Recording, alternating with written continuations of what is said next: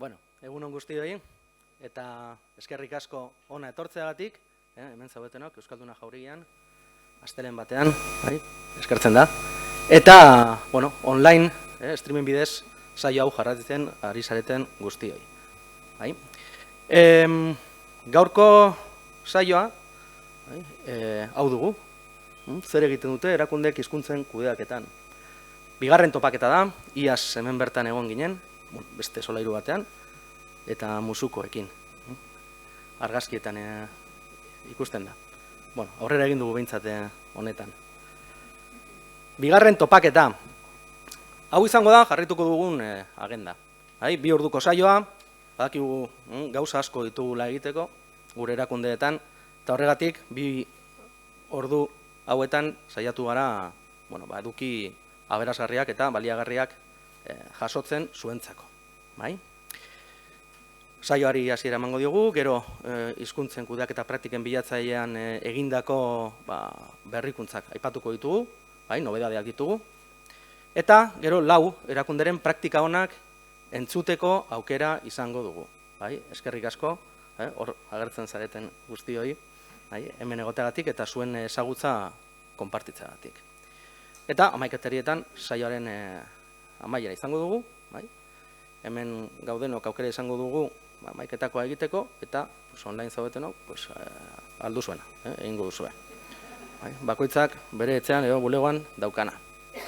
Eta besterik gabe, hitza emango diot Miren Dogarani, hizkuntza politikarako sailburuordeari, ekitaldi hasiera emateko. Miren. Egun guztioi, eskerrik asko, saio honetan parte hartzagaitik, hemendik bertatik, zaudeten guztioi, eta streaming bidez ere jarraituko duzuenei ere eskerrik asko. Iaz ez da, Galderrek esan duen moduan hemen izan ginen, Euskalit Fundazioak hizkuntza politikako sailburuordetzaren laguntzarekin sortutako tresna berria aurkezten. Praktikak elkartrukatzeko sortutako tresna alegia. Gaur beste praktika batzuren berri izango dugu, zuei eskerrak, bikoiztu direlako ekarpenak, 100 inguru dira, eta erakunde publiko zein pribatuek denon eskura jarri dituzuenak. Euskal Autonomia Erkidegoko erakundeek euskararen normalizazioaren bidea elkarrekin egiten. 100 praktika inguru, 60 erakunderi esker. Esperientzia askotarikoak dira, bilatzailean jasota daudenak, zerbitzu hizkuntza eta lan hizkuntza bezeroak eta hornitzaileak, kudeaketa sistema eta beste gai askoren ingurukoak. Eta bideo honetan laguntzagaitik eskerrak eman nahi dizkizuet. Euskarak eremu hau, eremu sozioekonomikoa irabazi behar duelako. Gure gizarteak ere hala nahi duelako. 30 urteko bidea egin dugu eremu honetan, euskararen erabilera normalizatzeko urratsak ematen, enpresa batzuek gogoratu utzetik hasi zirela, erreferenterik ez genuelako hizkuntza gutxituen artean. Orain, ezagutza handia dago, enpresa asko 2 edo 3 hizkuntza kudeatzen ari dira, tartean euskara dela. Hizkuntza gutxitu bat bizi berritzen ibili direnei, errezagoa egin zaie, gainera beste hizkuntza batzuk ere kudeatzea. Eta horixe da bidea, herritarrei eta bezeroei kalitatezko zerbitzua eskaintzeko euskerak ere hemen egon behar duelako. Hizkuntza gutxituan lan egin behar da. Ofiziala den gure hizkuntzan ere lan egiteko hautua eta eskubidea dugulako. Gure herritarren inbertsioa ikaragarria handia izan delako. Milaka familia jarri dituzte beraien seme-alabak hizkuntza gutxituan ikasten. Derrigortasunik gabe. Beraiek euskara jakinez arren, euren seme-alaben heziketan euskara ardatz izatearen aldeko hautu argia egin dute. Eta orain ardura handia daukagu erakundeek eta baita enpresa pribatuek ere. Euskaraz ikasitako belaunaldiak lan mundurako jauzia egiten ari dira, eta euskara ezin da desagertu. Ezin da desagertu prestigiozko eremu honetan. Gizartearen nahia delako euskara gure bizitzaren esparru guztietara zabaltzea. Hezkuntza sistematik euskaldun atera diren guzti horientzako bide hori zabaltzea eskatzen ari da. Azkenengo soziometroan, aste honetan izan ditugu datuak, hizkuntza politikagatik galdetzen denean, herritarrek oniritzia eman diote Jaurlaritzak eskainetako bide horriari. Hizkuntza politikan erabilitako aurrekontuak ondo inbertituta daudela adierazten digute herritarrek. Beraz, aisialdian, kirol esparruan eta eremu sozioekonomikoan euskara gehiago nahi dute. Gure aurre eta gazteek egindako bideari jarraipena ematea eskatzen dute. Bide hau egiteko ordea, Jaurlaritzak aukeratu duen bidea elkarlanarena da, lankidetzarena. Jaurlaritza, gainerako erakunde eta enpresen artekoa. Lan eremu pribatua osatzen duzuen enpresek Euskadirekin duzuen konpromisoa handia da. Momentu txarrenetan ere agertzen da zuen konpromisoa, herritarren gandik hurbil zaudeten enpresa txiki eta ertainek osatzen duzuelako gure eremu sozioekonomikoa. Eta hori da gure indarra. Gure enpresek aldiro agertzen diren zailtasunei aurre egiteko gaitasuna erakutsi duzue. Pandemiak, gerrak, zein krisi makroekonomikoetako gora beretara egokitzen zarete. Eta hizkuntza kudeaketaren bidea hasiz gero, garbi daukagu inork baino beto egingo duzuela. Praktiketan ikusten ari garelako. Erakunde publikoen kasua eredugarri izan behar dugu. Eta badaukagu oraindik bide luzea egiteko. Gure kasuan, erakunde publikoen kasuan, bete beharra delako. Herritarrei zerbitzua bi hizkuntzetan ematea eta euskara lan hizkuntza bilakatzea ere. Beraz, esan behar dugu guk ere etxeko lanak baditugula. Eta zuei laguntza ematea ere beste bete beharretako bata. Bikain ebaluazioak, hizkuntzen kudeaketarako gida, diru laguntza deialdia. Eta beste praktika honen foro batzuk ere baditugu abian, baina zuen beharretara egokitzea bada gure ardura, eta zuen esanetara gaudela esan behar dut. Bukatzeko datutxo bat konpartitu nahi dut zuekin. Espainiako gobernukideak antza arduratuta daude, gaztelera arriskuan ikusten dutelako. Ingelesak egunerokoan jaten gaituela eta perteekin dirutza bat sartu behar dute adimen artifizialean ikertzeko eta hainbat egitasmotan. Gaztelera desagertu ez dadin. Milioika hiztun dituen hizkuntza arriskuan ikusten dute globalizazioa dela eta frantsesak ere diskurso berarekin ari dira. Bueno, gu gurea hizkuntz komunitate txikiagoa da, asko txikiagoa da, baina indartsua, aktiboa eta arroa. Auzolanean ari dena hainbat esparrutan eta euskararen erabilera normalizatzeko lanean ere, esparru guztietan aliatuak dituena. Sinisten dugulako gure hizkuntzan eta gure egiteko moduetan. Guk ez dugu inolako bildurrik, gizarteak nahi du. Gure herritarrek nahi badute bidea egingo dugu eta egiten ari gara. Zuek enpresak gure gizartea zarete, gure herritar motibatuak eta horixe da gure indarrik handiena. Guazen, beste hizkuntza gutxituei ere bidea zabaltzen guri begira daudelako. Egin dezagun bidea elkarrekin eta eskerrik asko.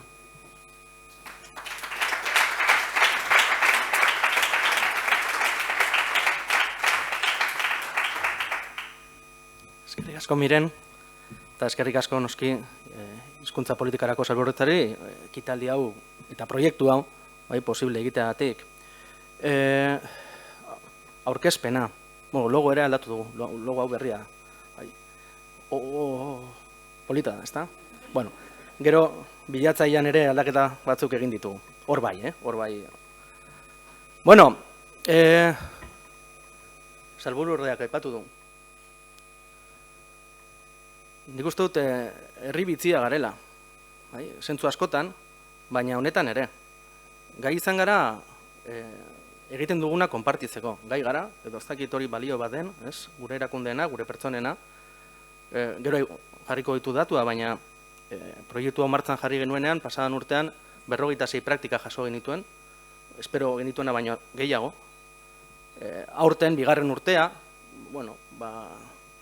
nik argi neukan, bintzate 46 gehiago jasoko genituela, Ainhoa horti dabil, proiektuarekin bateran, egon gara lanean, honetan, berak ez zuen uste iritziko ginenik eta iritzi gara, baina hau ez da gure meritua. Hau meritu hau da erakundena da. Egiten duzuena, konpartitzen duzuelako.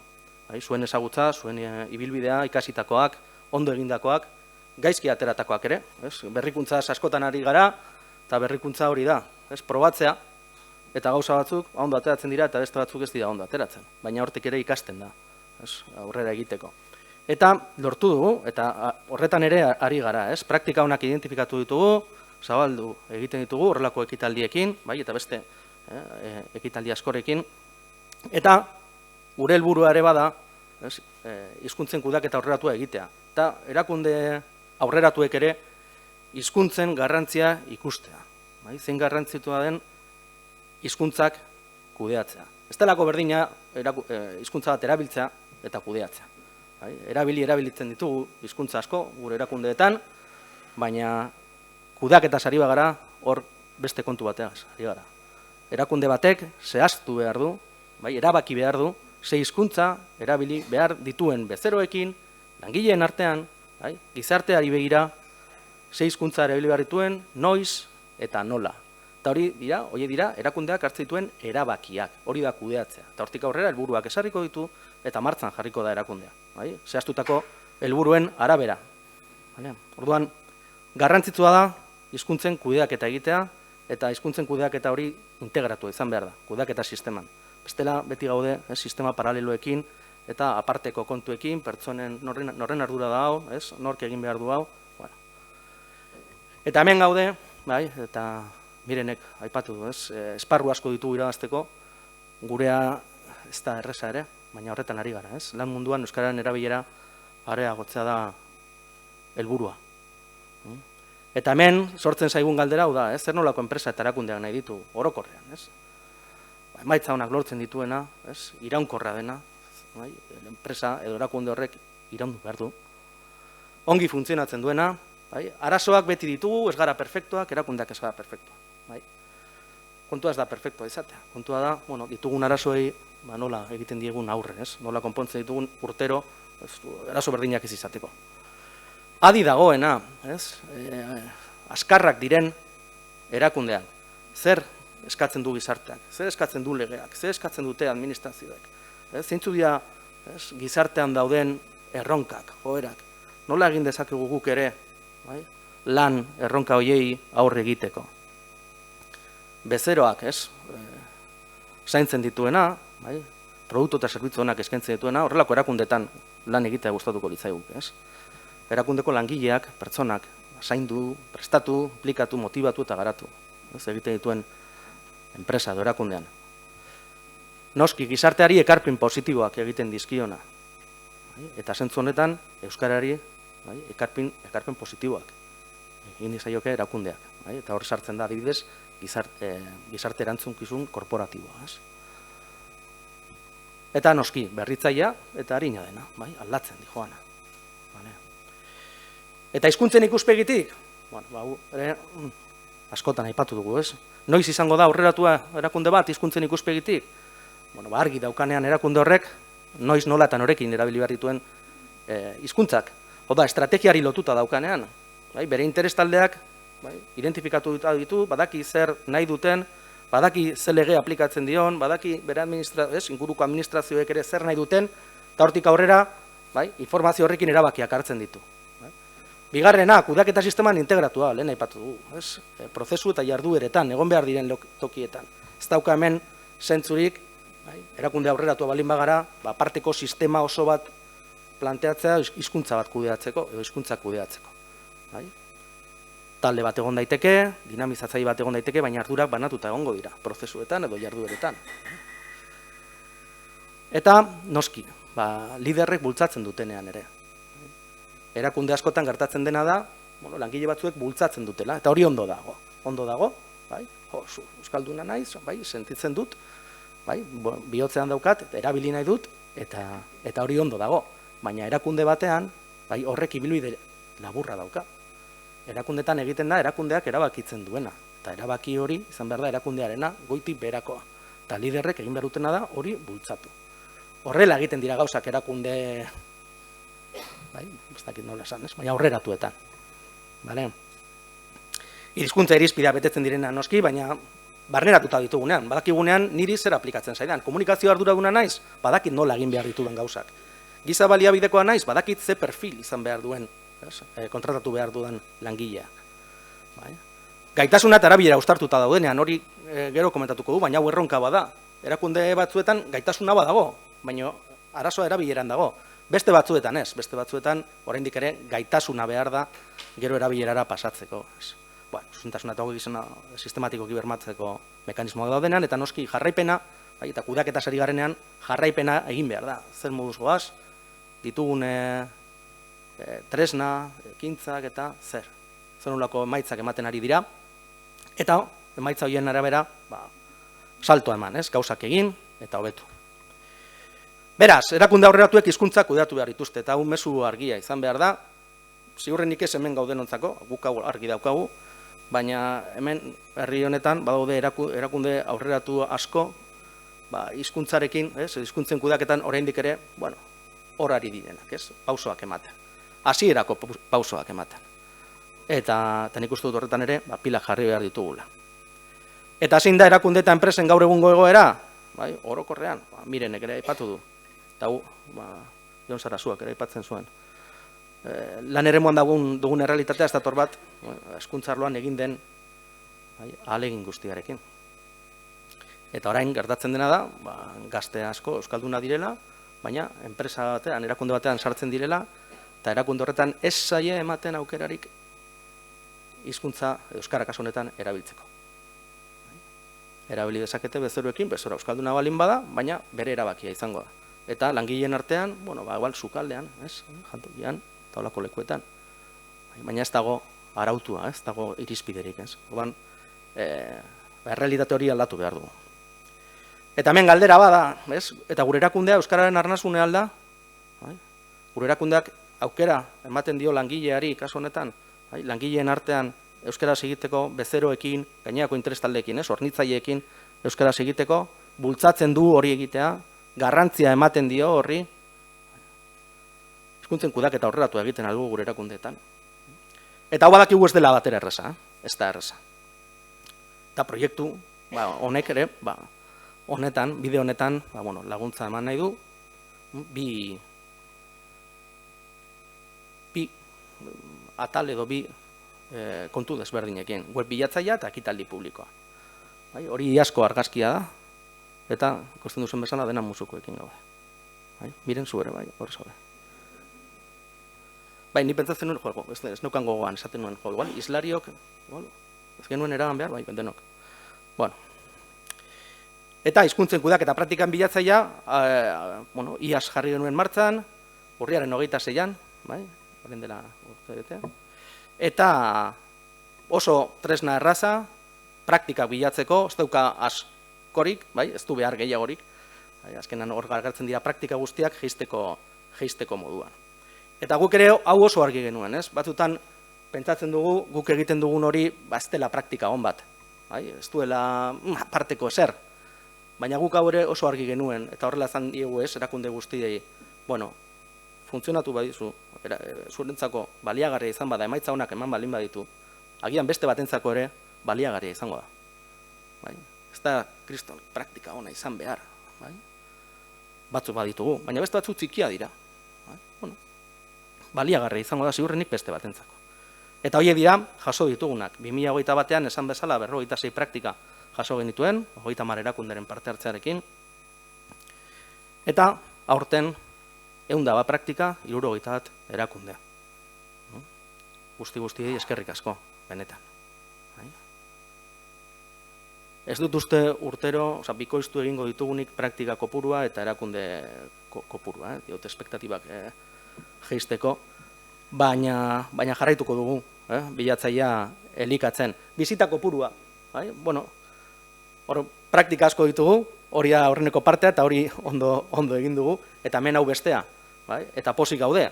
875 bizita, bilatzailean, urrian ziurrenik, izango dira askoz gehiago, ekitaldi honengatik, ziurrenik etxean egongo zareten, bulegoan zaudeten guztiak egongo zareten bilatzailean sartuta, eta horrek izango du eragina, eta egia esan oso pozik gaude. Bilatzaile berria, ea ondo da bien, zer esan dugu lehen?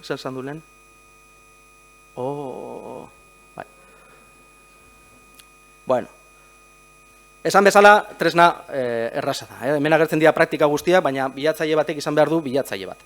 Eta hemen dugu bilatzailea, hitz-gakoak zehaztu ditugu, barneko komunikazioa, estrategia, harreraren inguruan, lan hizkuntza, makinak ere agertzen dira, neurketa eta jarraipena, eta orduan neurketa eta jarraipenari ematen diogu, eta agertzen zaizkigu 7 praktika. Hemen daudenak. Eta deskargatzeko, funtzionatzen duen, hau garrantzitsua, Bill Gatesi pasatu zitzen, horrelako zeo zer honen dela urteak, Windowsarekin. Bueno, guri ez. Bueno, eta hemen praktika azaltzen da modu simplean, bai? Modu simplean, zer den praktika hori, zertarako den, eta dokumentu batzuk, praktika hori behar bezala aurkezteko, bai? Gutxieneko informazio bat emateko. Ez ditut bilaketa guztiak egingo, beste egun batean probatuko ditugu. Sektoreka, bai, egin daiteke ere. Eta beste aukera bada ere, eta hau berria da, hitzen bidezko bilaketa. Orduan, edo zer gauza idatz dezakugu hemen, edo zer gauza, hizkuntzarekin lotuta, eta honek bilatuko dugu, ez? Hautaketa, adibidez, hautak jartzen dut, eta zenbat agertzen diren, kontratazio berriak, hautaketa euskara planaren, funtzionatzen. Orduan, 100 bat praktika hauek hemen dituzue, eskuragarri, baina hemen garrantzitsuena da zer bilatzen ari garen, edo zer nahi dugun argi izatea. Ez badugu galderarik, espaldi badugu keskarik, ez badaukagu arazorik buruan, bilatzaile honek gutzirako balioko du. Hemen garrantzitsuena da, nik arazoa, guk gure erakundean arazoa daukagu, ez dakigu non dijo, arazo daukagu euskararen erabilarekin langileen artean, begirakusiko dugu ehatze, praktika, ze ekimen egin dituzten beste batzuek, ez? Adibidez, hemen dago, euskararen irudia, barrera, euskararen erabilera, non da, baten batek aurkitzen duen? Lehen agertua? Lan hizkuntzan igual bestela. Hemen baditugu, 23 praktikak, hemen deskargatu eta ora, ez dauka besterik, baina hemen ditugun praktikak, eskuragarri, guztiontzako, modu irekian, baina esan dagoa, garrantzitsuena hemen da, argi izatea zeren bila gauden. Zer bilatu nahi dugun, ze kezka edo arazo daukagun. Eta hori, bilatzailea. Eta, ekitaldi publiko honetan, gaurko ekitaldian, 229 pertsona, guztira, 156 erakunde desberdin, 154 erakunde publikoak, 156 pribatuak, 100 ematen du, eta emakumeak eta 174 eta 126 gizonak. Datu batzuk izan ditzazuen. Eta erakundeenak, 150 erakunde dira, askar pasatuko ditut, ez ditutenak irakurriko, baina ikus ditzazuen. Denetari daukagu, hemen administrazioa ikusten da, baina udalak, beste soziedade publiko batzuk, finantza entitateak, zerbitzu enpresak, hirugarren sektorekoak.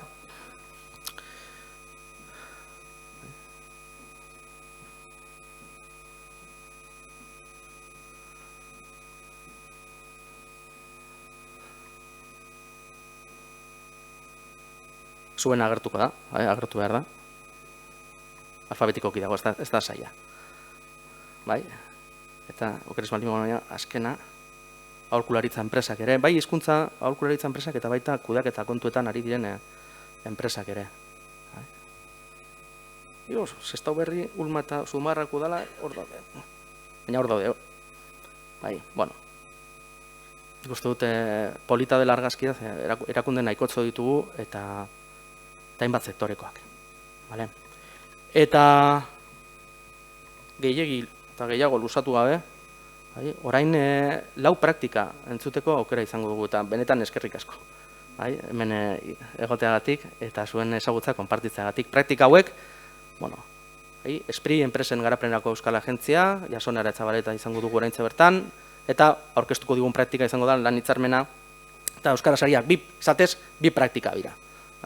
Ede fundazioak, Idur Armendarizek, 2 baino 3 praktika, bitardi.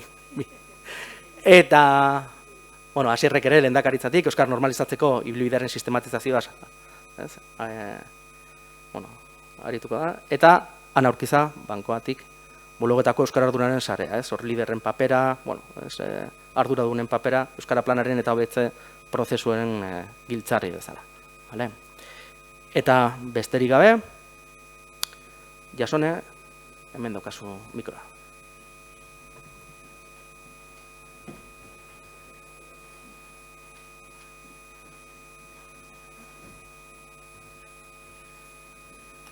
egunon. Lehenengo eta behin eskerrik asko gonbidatzearren, ze gu gara talde horretakoak egiten dugu, baina ez dugu pentsetan gurie praktika hon bat izen leikenik, ez? Gero, kontatzen dozu nien, esaten dozu, bai, egize da, igual beste batzuei balixo dotzie guk egiten dugunak, ez? Bueno, Espri nik uste dut danok ezagutzen dozuela, baina bada enpresen garapenerako euskal agentzia da. Enpresei laguntzen dotzegu lehiakorragoak izaten, bere garaian berrikuntza politikak aplikatzen, eta orain adimen artifizialean sartuta gauz, digitalizazioan, horrek dira ongo erronkak. Orain dela 41 urte sortu zen, Bilbon, industrian eta industriaren eraldaketa guztia egiteko asmoarekin, eta euskerak ez dago inolako presentziarik euki 2000 urtea edo heldu arte, hain zuzen be, industriara sailburu euskaldun bat heldu eta euskerarekiko sensibilizazio hori hasi izan arte. Guretzako urte klabea 2015 urtea izen da, hain zuzen be, euskera, gure lehenengo euskera plana egin gendun, bueno, orduan, apur bat, etxeko plana zan, 2019an ja egin gendun euskeraren plan estrategikoa, eta hor hasi gara gauzak apur bat serioago hartzen. Serioago ez dago esan nahi egun batetik bestera gure erakundea euskaldundu dugunik inondik inora. Eta gu euskerarekin identifikatzea kostatu eginda, baina azkenean emaitzek, gero ikusiko dugu zen emaitzek, erakusten dabe zehozer lortu dugula. Praktika bi ekarri dodaz, eta bata da Esprikoa, Espri bakarrik, baina bigarrena da Espri taldearena. Espri taldea osatzen dabe parke teknologikoek, hemen dau parke teknologikoko lankide bat, Espri lurrek, arrisku kapitalak, BTI nazioartekotzeko erakundeak, bi karabak, eta uste dut horrek direla danak, ez? Bueno, lehenengo praktika, hizkuntza irizpideak lan hitzarmenean.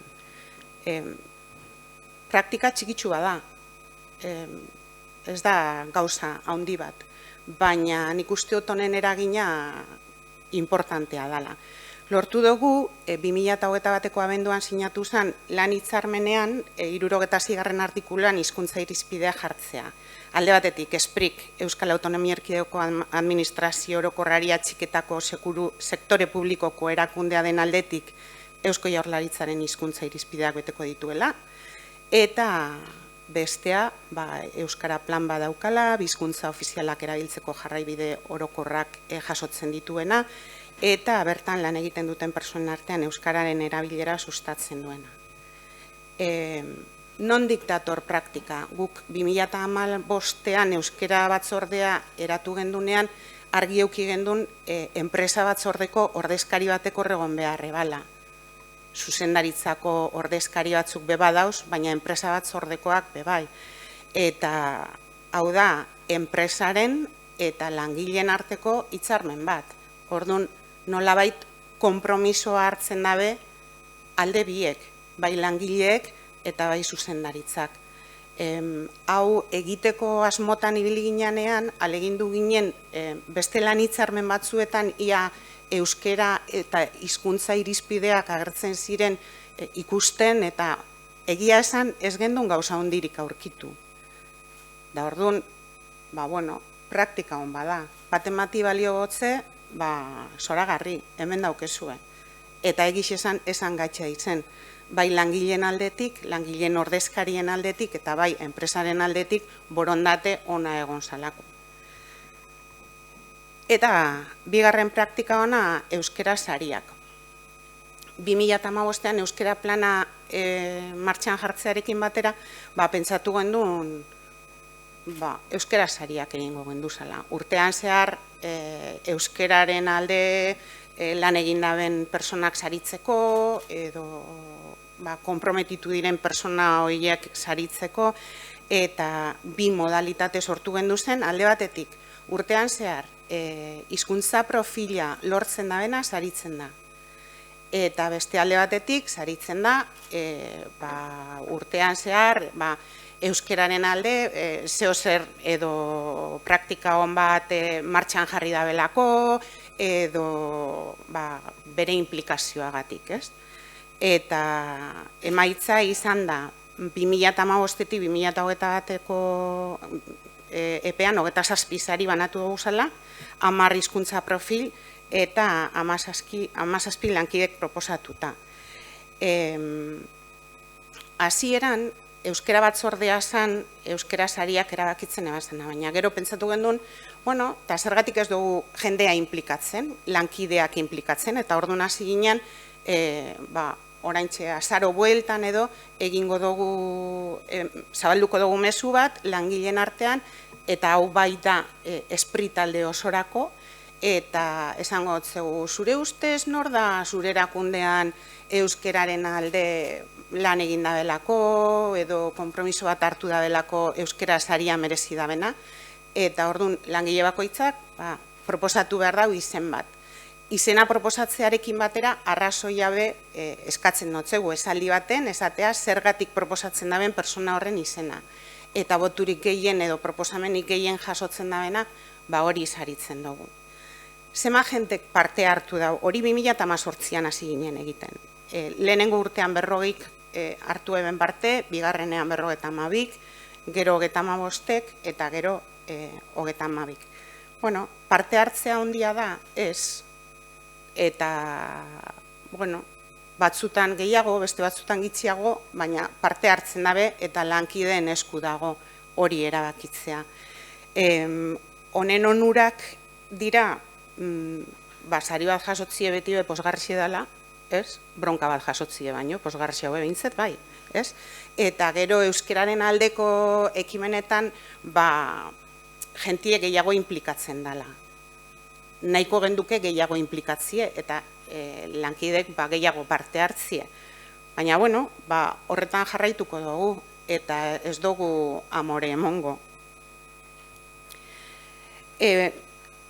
Lehen kontatu dutzu edana, esan dutzu edana, batzutan pentsetan dugu gureak ez daukala inolako eraginik eta egiten duguna igual, barrura begira ondo, baina kanpoan ez daukala eraginik, kanpoan zeo zer lortzen dugu. 2020 urteko inkestan, 21 urtean egindako inkesten emaitzak dira, bezeroen arretarako zerbitzuaren bidez esprirekin harremanetan euskera erabiltzen edenak 2,67 ziren. Eta nik esaten eban, esprire deitzen da benen 2,71ak bakarrik daki euskeraz, ezin eskoa da. Osea, jende gehiago jakin behar da. Gauza batengatik edo besteagatik 2022an kopuru hori 1,25 igo da. Eta hau, datua ondo dago, baina harritzekoa da, 2,71atik 1,25erako jauzie, harritzeko modukoa bada. Gero egiten dugu zen asebetetze inkestak gure bezeroen artean, bardin, 9,9 betetzen eban orain dela urte bete terdi euskeraz, eta orain 20ak betetzen dau. Bezeroen asebetetze inkesta euskeraz betetzen dabenak be, saltua emon dabe 9,9tik 14,6ra. Eta hornitzaileen asebetetze inkesta euskeraz betetzen dutenen kopuruan be, igual, salto txikiagoa da, baina 10ko langa gainditzea lortu dugu, eta 12,5an gauz. Orduan, batzutan sensazioa da egiten dozunak ez daukala inolako eraginik, baina, denbora aurrera joan ala, ikusten da, eragine badaukela, eta ez bakarrik barruen, baite kanpuen behaz. Barrure begire zer lortu nahi dugun, edo zeintzuk diren gure erronkak, argi dago esprine euskeraren erabilera areagotu nahi dugula. Egia da, lan munduan, euskeraz ikasi daben personek ja unibertsitatetik urten eta lan munduan txertatzeko, lan mundu euskaldun baten txertatzeko arazoak daukiezela. ze lan mundua momentuz ez dago euskaldunduta, eta euskara erabiltzeko zailtasun asko dauz, eta sprint bardin gertatzen da. Sprint euskara erabiltzeko aukera daukie bai, baina gure lan egiteko dana gehiengoa gaztelania da. Eta orduan asko kostatzen da lanera sartu, eta giro oso erdaldun baten norberak euskaraz egitea. Gure erronka hori da. Eta gure bezero eta hornitzaileen aurrean erreferentzia izan nahi dugu, eta horretarako badaukagu ekimen batzuk, eta azkenien ikusi da gure bezero eta hornitzaileek gerota gehiago konturatzen diela esprirekin harremana euskaraz izateko aukera badaukiela.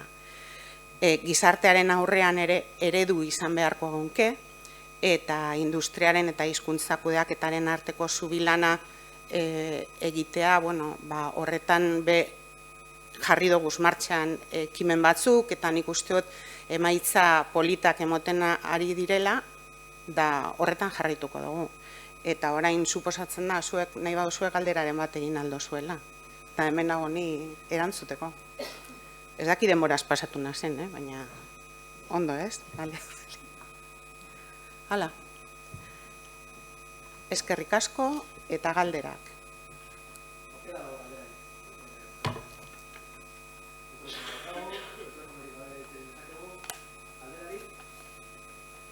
Ez, dana oso ondo azaldu bat, ez?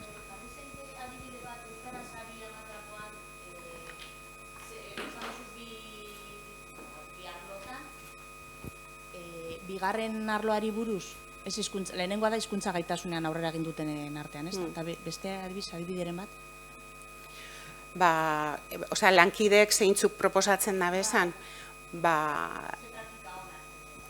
esate baterako, jentea, igual, proposatzen da bena ekimenen bat, euskera gehiago erabilidadin, edo adibidez martxan jarri gendun kafe solasaldia egiteko, edo beste batzuk euren arigune propioak sortzu da bezenak, badakizu beraren gana joan eta berak beti euskeraz egingo dotzule, horrelako adibideak dira euskeraz ariak proposatzeko jendeak jartzen dituenak. Batez be euskerarekiko konpromiso hori erakusten da benak, eta...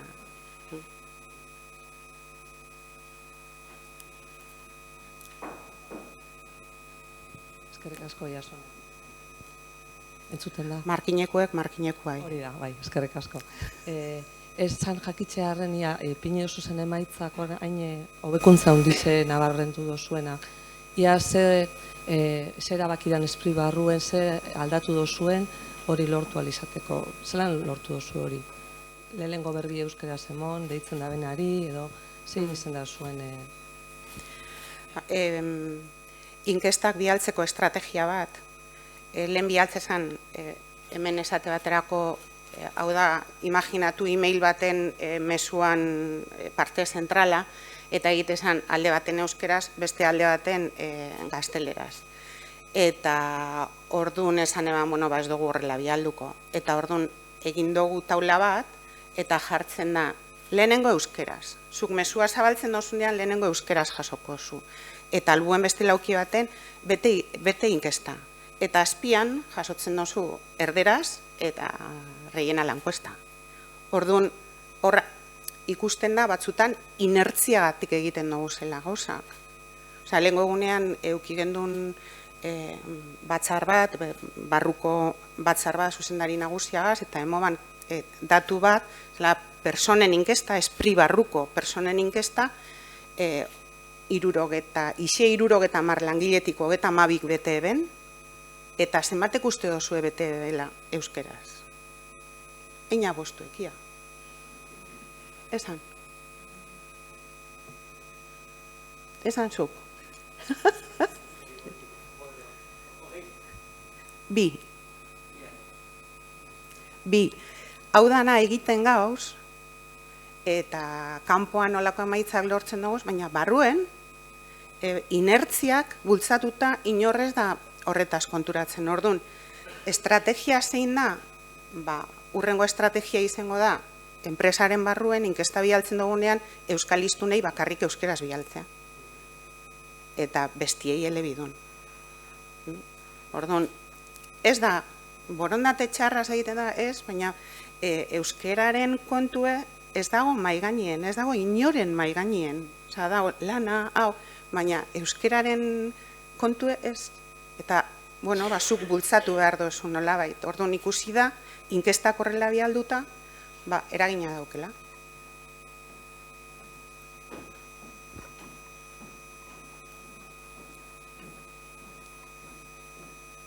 Listo, ezta?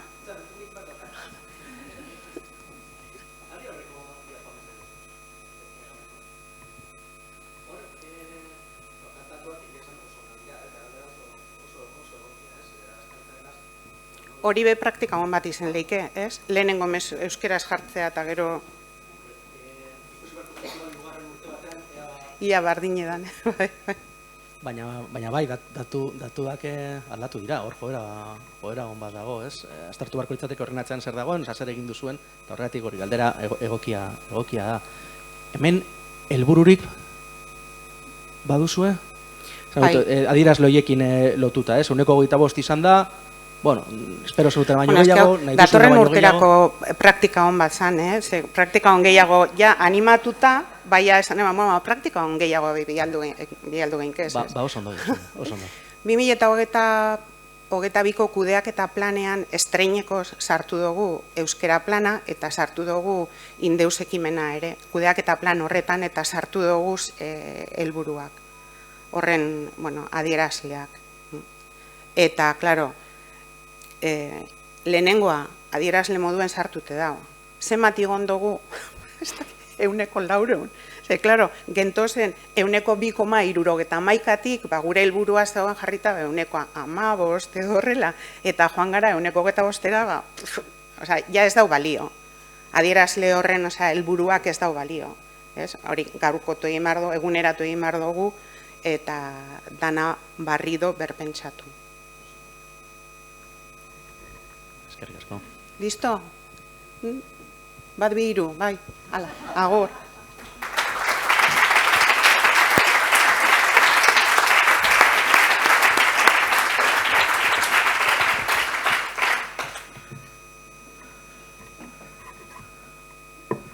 Agian bikoiztu egingo ditugu praktika datorren urtean ere. Jende animatzen balin bada espri bezala, oso ondo. Ikustu dut hemen, Jasonek gauz asko aipatu ditu interesgarria direnak. Hau, egia da, diapo batean bakarrean azaldu du, ez? Baina hau da integratzea.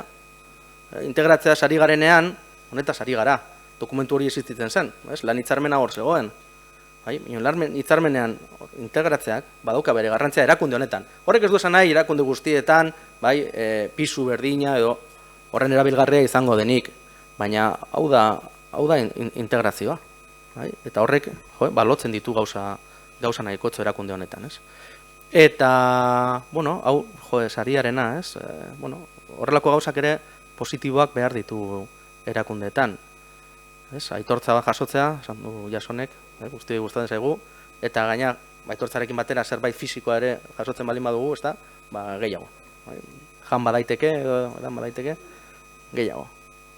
Eta adirazleena, neurtzearen beharra, hemen ditugu datu batzuk, datu barik, auskalo, zer egingo genuke, ondo goaz, ez goaz, eta honekin lotuta helburuena. Azkenan hor dago erakundeak zer nahi duen lortu, nora goazen, zein da gure helburua. Oso ondo, eskerrik asko. Urrengoa, EDE Fundazioa, hemen praktika nahikotze ere. Nahi duzen nahi urre.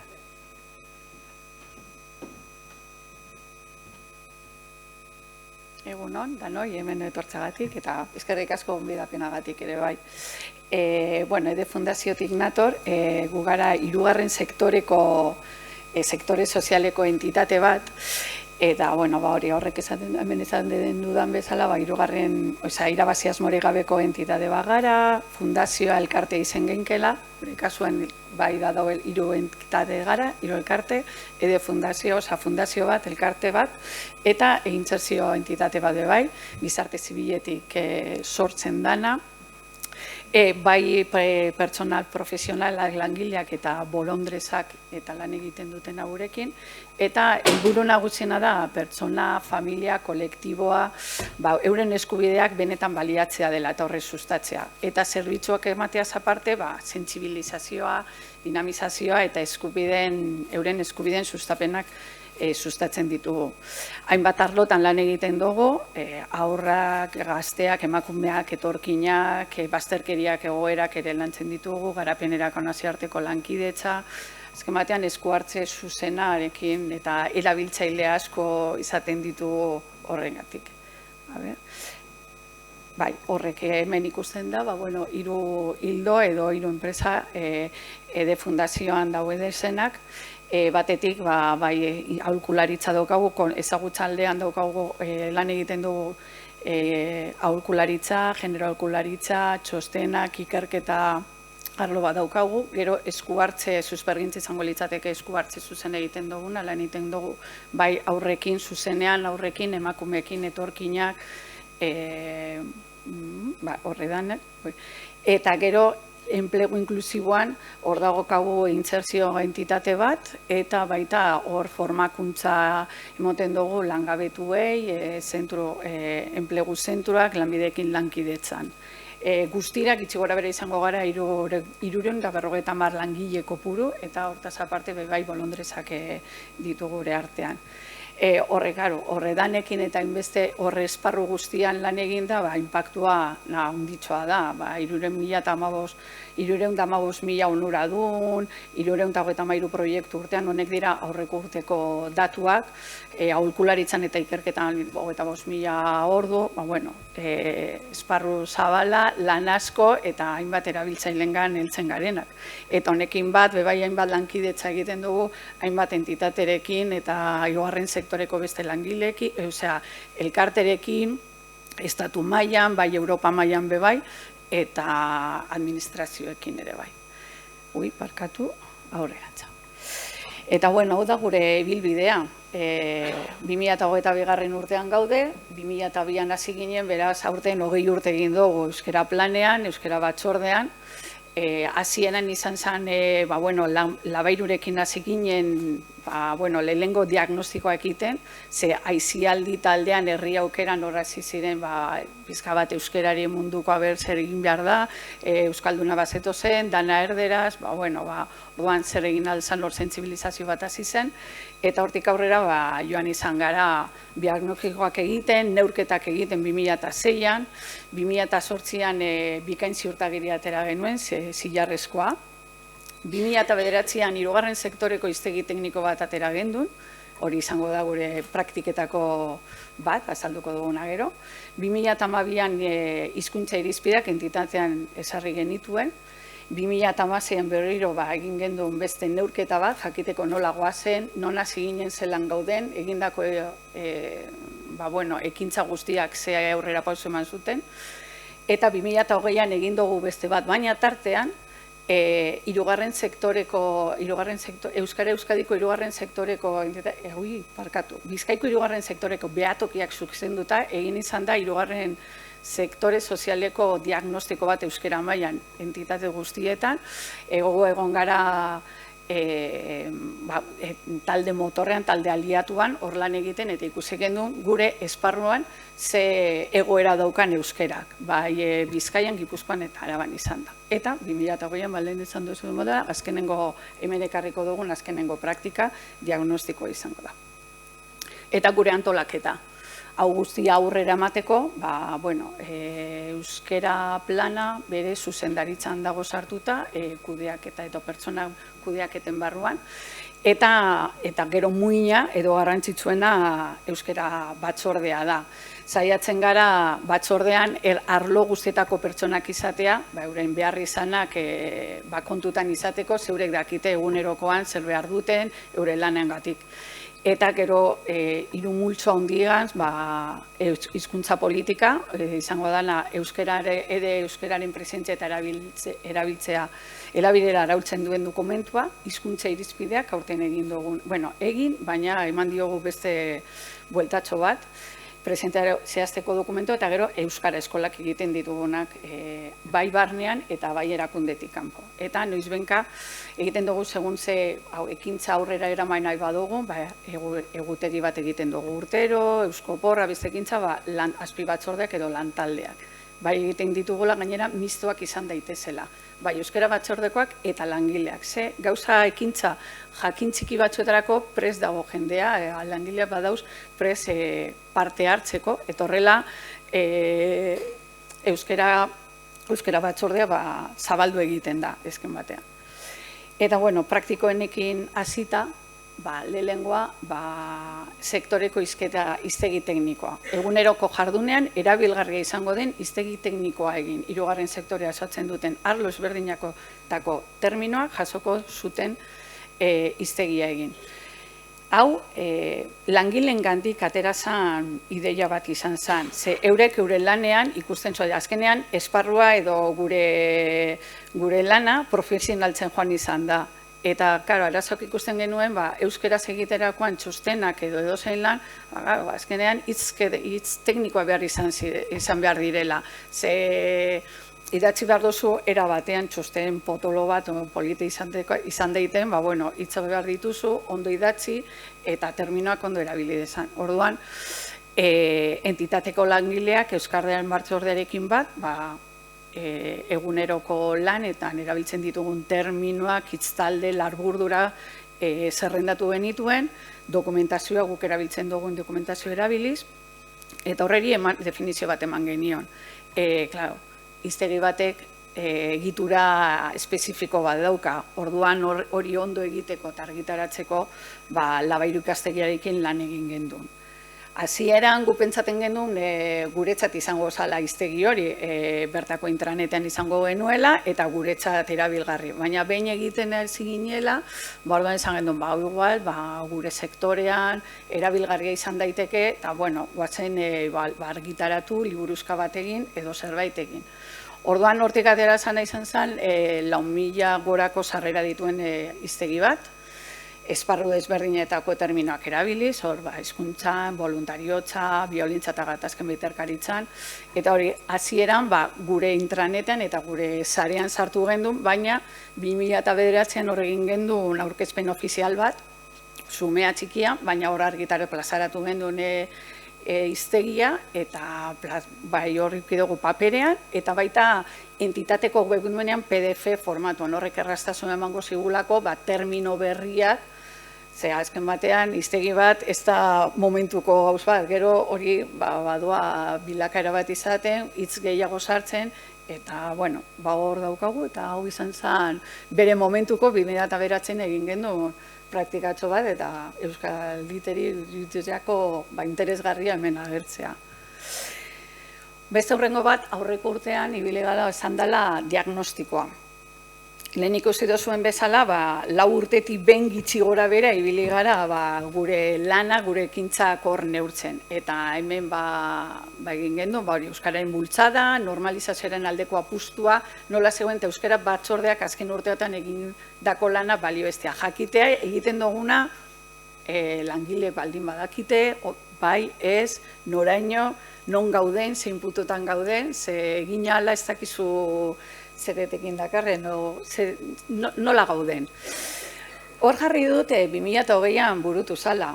Ze izan zen, ez dakit COVID-aren gatik edo, alako gauza potolo bat egiteko, jendea prest egon zen, etxetik edo errazago izango dalako Zoom bidez edo online bidez edo ez dakit.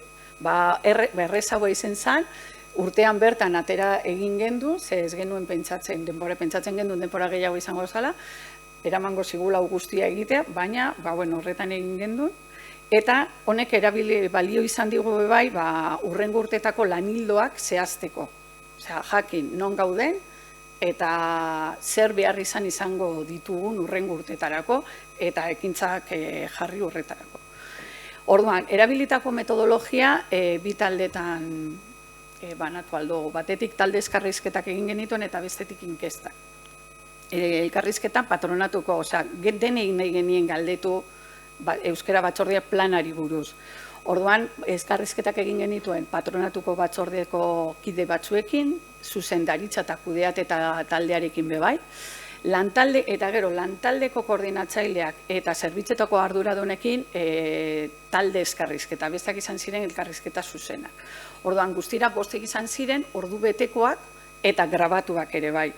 Eta hauek galdetu geniena izan zen euskara planarekin, euskara planaren iritzia, ahuleziak, indarguneak, erabilera eta presentziari zelan ikusten zuten, euskara batzordearen lana zelan, non ikusten duten, euskara entitatean etorkizunean begira non egon beharko litzatekeen, halako galderak egin genuen, eta harrera ona izan genuen erantzuteko bai, erantzunetan. Eta inkesta izan zen langile guztientzat izan zen, 19 galdera izan ziren 4 taldetan, 4 talde hauetan banatuta. Euskararen presentzia eta erabilerari buruz, zerbitzuak ematean eta lan hizkuntzari buruz, pertsonen kudeaketan eta barne kudeaketan.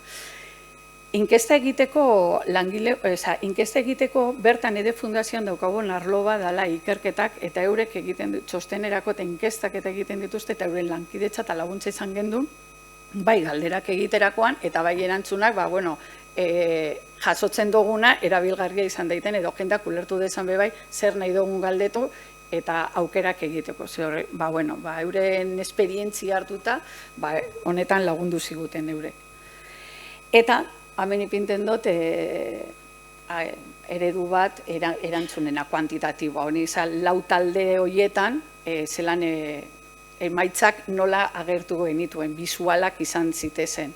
Oso berdean, 80 gora, ondo dauela, adostasuna dauela, jendeak ezagutzen dauela, laranjaz 60ko bat, honetan lan egin behar dugu, zebestela galdu egingo da, horren gainean ez pagaude, eta 37 adibidez, hizkuntza irizpideak ezagutzen aldituzu, 2012an ezarri genituen eta hor konturatu ginen langileek ezeuketela oso argi edo buruan aurrean ezeukatela. Hori ja izan da, urrengo buelta beste praktika bat, zelan egin, eurek jakitea, zelan lan egin edo ze irizpide duen entitateak euskararen aurrean.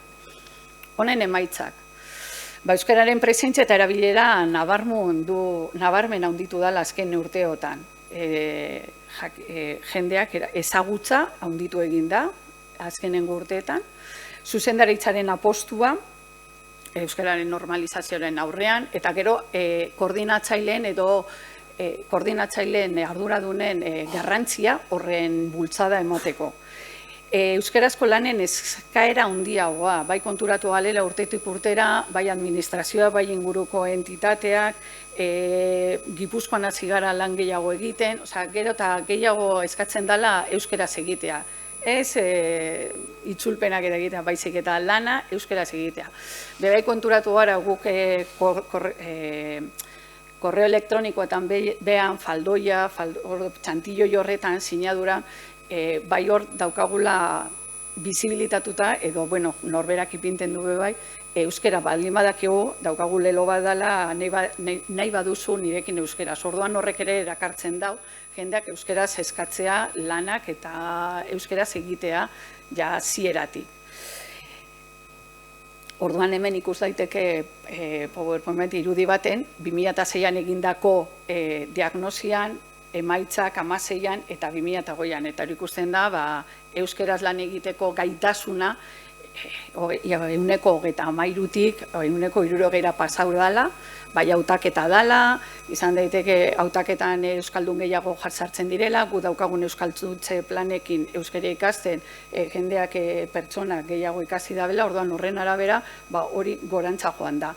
Eta gero garrantzi emoten zaiola entiatarentzat euskarazko zerbitzu gehiago garatzea eta eskaintzea. Eta hori 165tik 93ra. Orduan, diagnosia egin nahiko kontentuz gaude, bintzat egindako lana badauka bere etekina edo ez dakit jendeak badaki erabiltzen du garrantzia ematen dio eta bueno, horrek ematen dizu baliotzi egiten dizu zure lana. Erronkak honekin, euskaraz lan egiteko gaitasuna handitu, ezagutza, presentzia eta erabilera. Ze gizarten gertatu dan bezala, presentzia eta ezagutza baina erabilera hori neurkotuko bagenu, segurazki igual ez talduko hainbestera. Bueno, 60 edo gitxiago izango da. Hortan gabiz lanean, orain gainera euskaraldia danez, bebai ariguneak identifikatzen eta dana, baina bueno, hori landu behar dugu gehiago. Harreran euskara gehiago, bueno, ipiniz lehengo hitza euskaraz bebai daukagu kanpaina bat, eta horrela behintzat, lortzen dugun, erabilera beha onditzea lan hezkuntzan, lanean eta lanean enukuneko tasunean euskara egin daiten.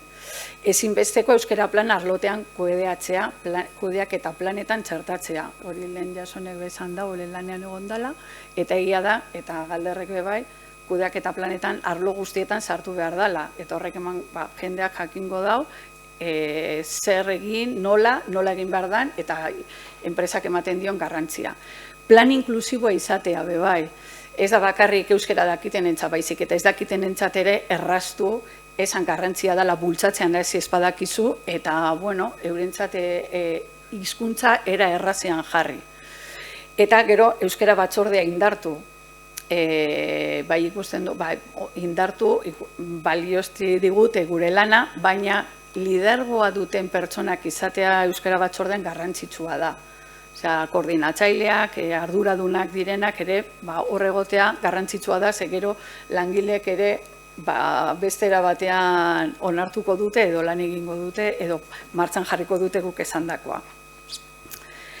Eta honekin batera, hartutako ondoriekin horreratu duguna izan da plan estrategiko bat, euskararen plan estrategiko bat, horrengo 5 urtera 6 urtetarako, xede horrekin euskararen presentzia eta erabilera areagotzen jarraitzea, herritarrei ematen zaien zerbitzuetan, erakunde barruko eginkizunak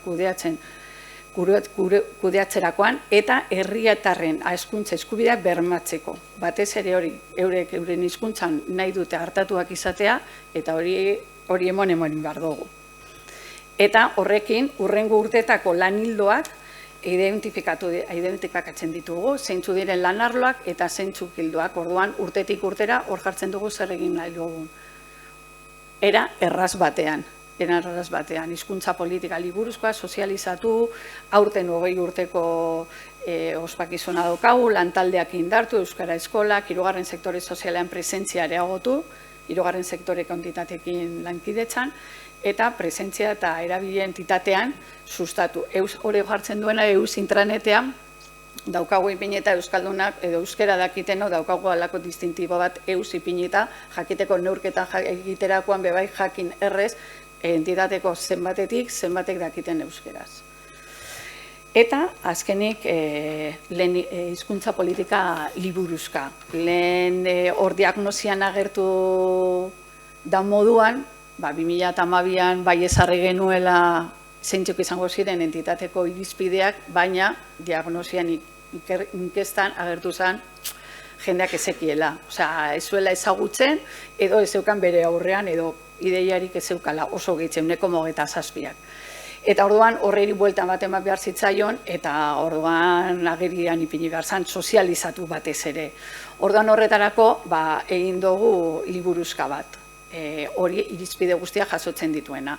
Honetarako lantalde berezi bat eratu gendun, bai euskara batzordekoak eta langileak, euskara batzordean ez daudenak, eta bertan bere momentuan ezarri genituen irizpideak birpasatu genituen, aldatu edo eguneratu, eta liburuzka honen atalak, eta gero atal hauetan batatu ipini gendun. Sarrera, euskararen ibilbidea, euskararen oinarri juridiko eta legalak, ze hau ez da guri okurritu zaigun gauzatxo bat, baizik legeak daude noiz zelan eta zelan erabili behar diren, euskara planeren xedea eta hizkuntza irizpideak.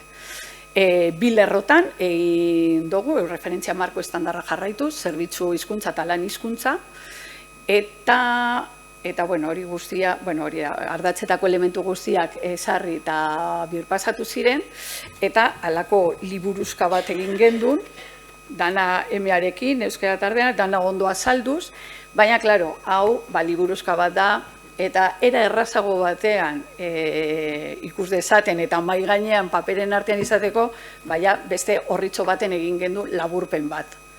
Errez, puntura joateko, lan hizkuntzan barne komunikazioan zelan hilabin behar dan, zelan egin behar dan, lehengo hitza euskeraz edo agurra, hori dana era errez batean, horritxo batean jarri genduen jendarentzat edo langileentzat erabilgarria izaiaten gainera, hau egiten egon ginenean, pausu bat atera aurretik, eta guk egin gendun birpasa dana lantaldean, baina trebankuntzan zeuden ikasleei pasa genien, eurek ere euren ariketa bat egiteko honetan, ikusteko ondo idatzita dagoen edo ez, eta horrela erabatean bebai sozializatu gendun, eta eurek parte izan ziren.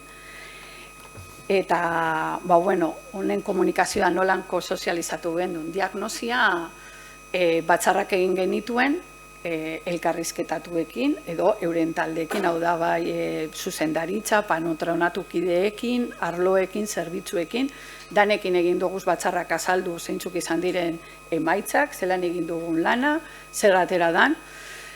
Gero gainera, bide batez, hurrengo urtetako lan hildoak eta helburuak jakinarazi diegu, eta eurengatik jaso dugu ze behar izan behar dituzten, zehar igune sortu da euren artean, ze gero eta gehiago hasi dira euskeraz lan egiten, euskaldun gehiago sartu dira, euskara dakiten pertsona gehiagoa sartu dira, orduan horrek egin du lehengo hitzetik euskeraz egitea, eta rol hori hartzen dozunean, errazagoa da egitea, ze bestela nahiko ordaldundu dago lan mundua hori da.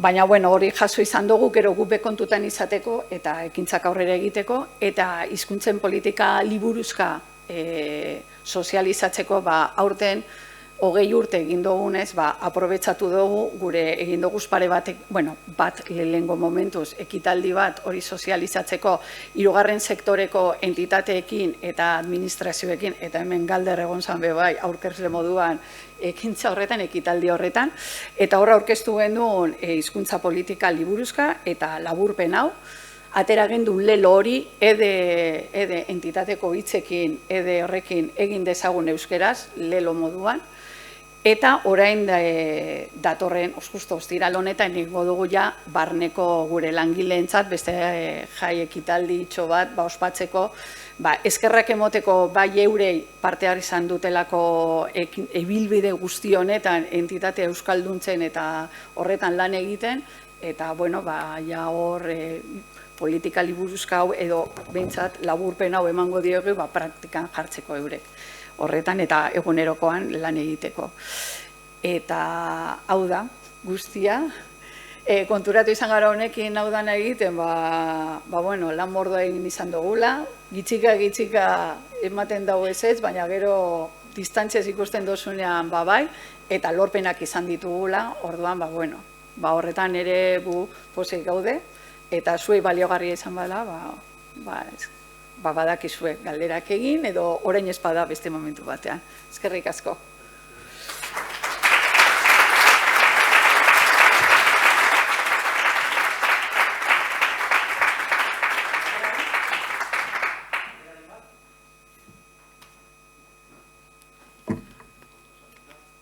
Bestela, beste dozein momentutan martxan nahi duzunean jarri, badakizue hor hemen bilatzailean badago gure korre elektronikoa eta badakizue. Mila esker. Ekitaldi horretara gonbidatu ninduzuen, egon nintzen. Hau buelta da, eta horren truke ere, gero, Ede Fundazioak hiru praktika bidali zituen bilatzailerako, ez? Horre, bestela, nik ez nituz, ez praktika horiek ezagutuko, baina aukera izan genuen, eta egia esan, garrantzitsua da jarraipenarena, ez, diagnostikoarena. Urtero diagnostiko bat egiteak ez dauka inolako zentzurik, ez, gauzak ez dira horren beste aldatzen urte batean, baina noizean ben horrelako neurketak egitea nik uste du garrantzitsua dela, ez, eta gero gaina ikusten da nola, ez, ateratzen ziren datu hietan, ez, gorri agertzen zen hau, hor, martzan jarri zarete eta ja hori egin duzu ekintzaren bat, gero neurtu beharko duzu, zen nolako emaitzak eman dituen, baina ja horrez identifikatu duzu ez betu argi bat, ez? Bueno, oso ondo. Hirugarren praktika, lehendakaritza, Asier Aranbarri, gora, honetan.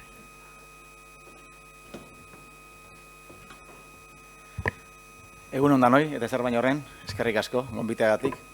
Nahi zen lotza pixkat ematen di, zuen aurrean lehendakaritzan zertan gabiltzan esateak, ze bat baino gehiago esango zuten, jolin, lehendakaritzan dauzkatzuten balioidekin ez baldin esatea gai momentu honetan guztia euskeraz jarduteko, bai ahoskoan eta bai idatzizkoan, zeinak egin behar du ezta.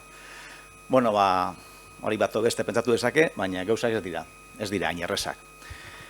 Nik ezer baino gehiago emango dizutet gure esperientzi baten berri. Nik uste praktika on bat baino gehiago dela esperientzi bat. Azken 4 urtetako esperientzi bat, guretzat behintzat baliogarri izan dana, eta hola askatuta, Euskalitek eta Galderreko hola askatuta, zuekin konpartitzen, ausartzen garanea. Idea askar bat eiteko, lehendakaritza da Jaurlaritzako beste sail bat bezala, lehendakaria daukaburu, 3 idazkaritza nagusi dauzka, eta gero 11 zuzendaritza momentu honetan. Beraz, orotara, 80 langile inguru gango bera lehendakaritza. Orain pixka gehiago, ze azkenengo 2 aste hauetan badaukagu hor nobedade bat, ze gaztedi zuzendaritza, gizarte politiken sailaren barruan segon gaztedi zuzendaritza, orain lehendakaritzara etorri da. Orduan horre berarekin ekarri du beste zuzendaritza bat barneratzea, guztira 12 momentu honetan, eta langile kopuru bastante garrantzitsua. Guztira lehendakaritzan beste 15 bat langile izango ditugu gaztedi zailetik etorri zaizkigunak. Eta, hau egin ginen lehenengo galdera izan zen, beraien eguneroko jarduna nola zan. Eta, zantzigutenean nagusiki euskara zela, lasaitasun handi hartu genuen, guretzat horrek asko suposatzen du. Zer esan?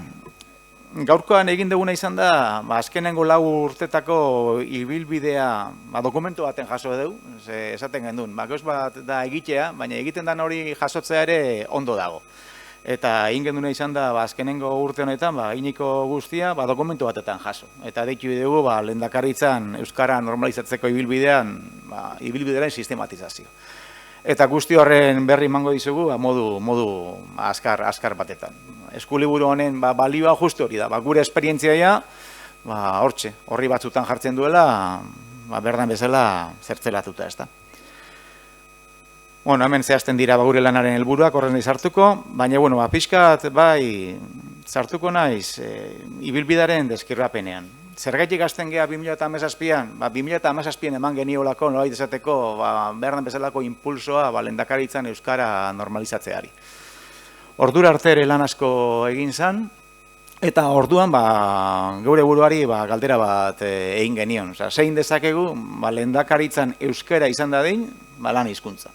Gure helburua hori zen, 2017an. Lehendakaritzan euskara bihurtzea lan hizkuntza. Horrek inplikatzen duen guztiarekin.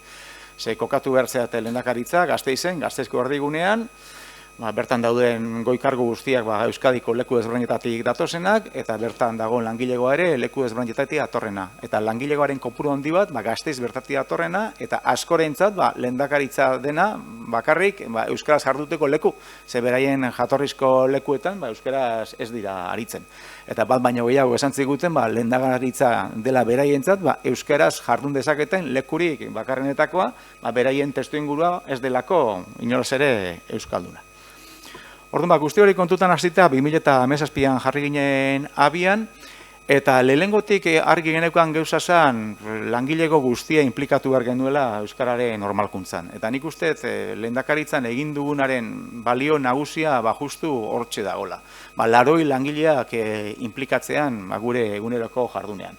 Eta langileen inplikazio hori karguekin baterako izatea. Erabat nahastutako inplikazio bat izan da. Lehenengo momentutik garbi geneukan. Lehendakaria eta goi-kargu guztiak hartuta, nahasketa bat eman behartzela, lehendakaria goi-kargu eta gainontzeko langile guztien artean. Hau, euskara normalizatzea lehendakaritzen, guztien erronka bazela, eta guztiok egon berginala hor nahaztuta. Eta nolait esateko honek, esfortzu kolektibo bat izan behartzuela.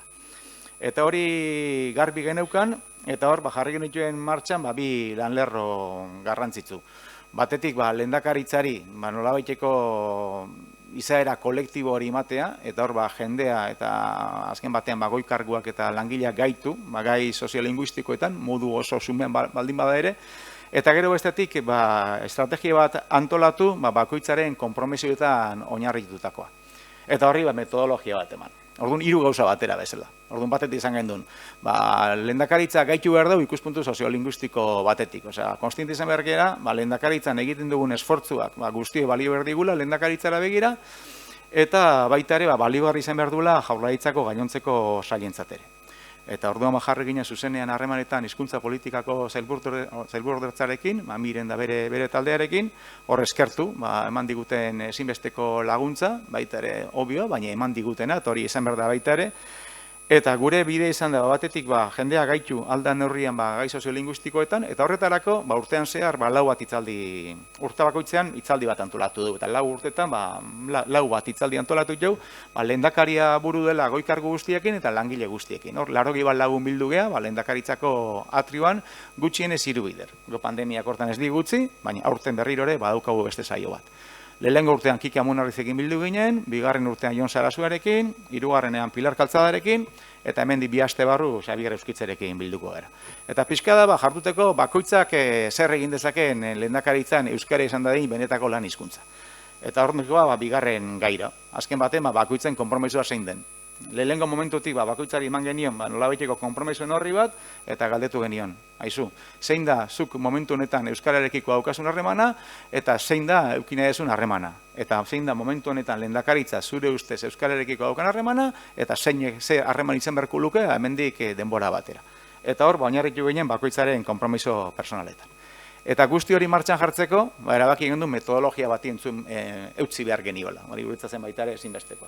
Eta hor sartu ginen bikain metodologian. Hor kanpo kontratu bat egin gendun, Eluiarren hain zuzen ere, guretzat bidelagun ezin hobea izan dena, eta 2017tik 22 bitartean, 3 lan lerra hauek jorratzen jungera. Batetik, nolabait jendea gaitu alderdi soziolinguistikoan, bestetik, esan bezalaxe, bakoitzan eren konpromisoan oinarritutako plangintza bat eraiki, plangintza horrek hainbat eta hainbat atalditu, eta guzti hori burutzeko bikain metodologiari eutzi. Eta horrela jungea, urtez urte, bikain prozesuari helduz, pausoak ematen. Tarteko 2 euskaraldiak ere guretzat izan dira oso garrantzitsuak. Izan dira 2 bultzada importante. 2 bultzada importante. Bai aurreko urtekoa eta bai duela 3 urtekoa ere.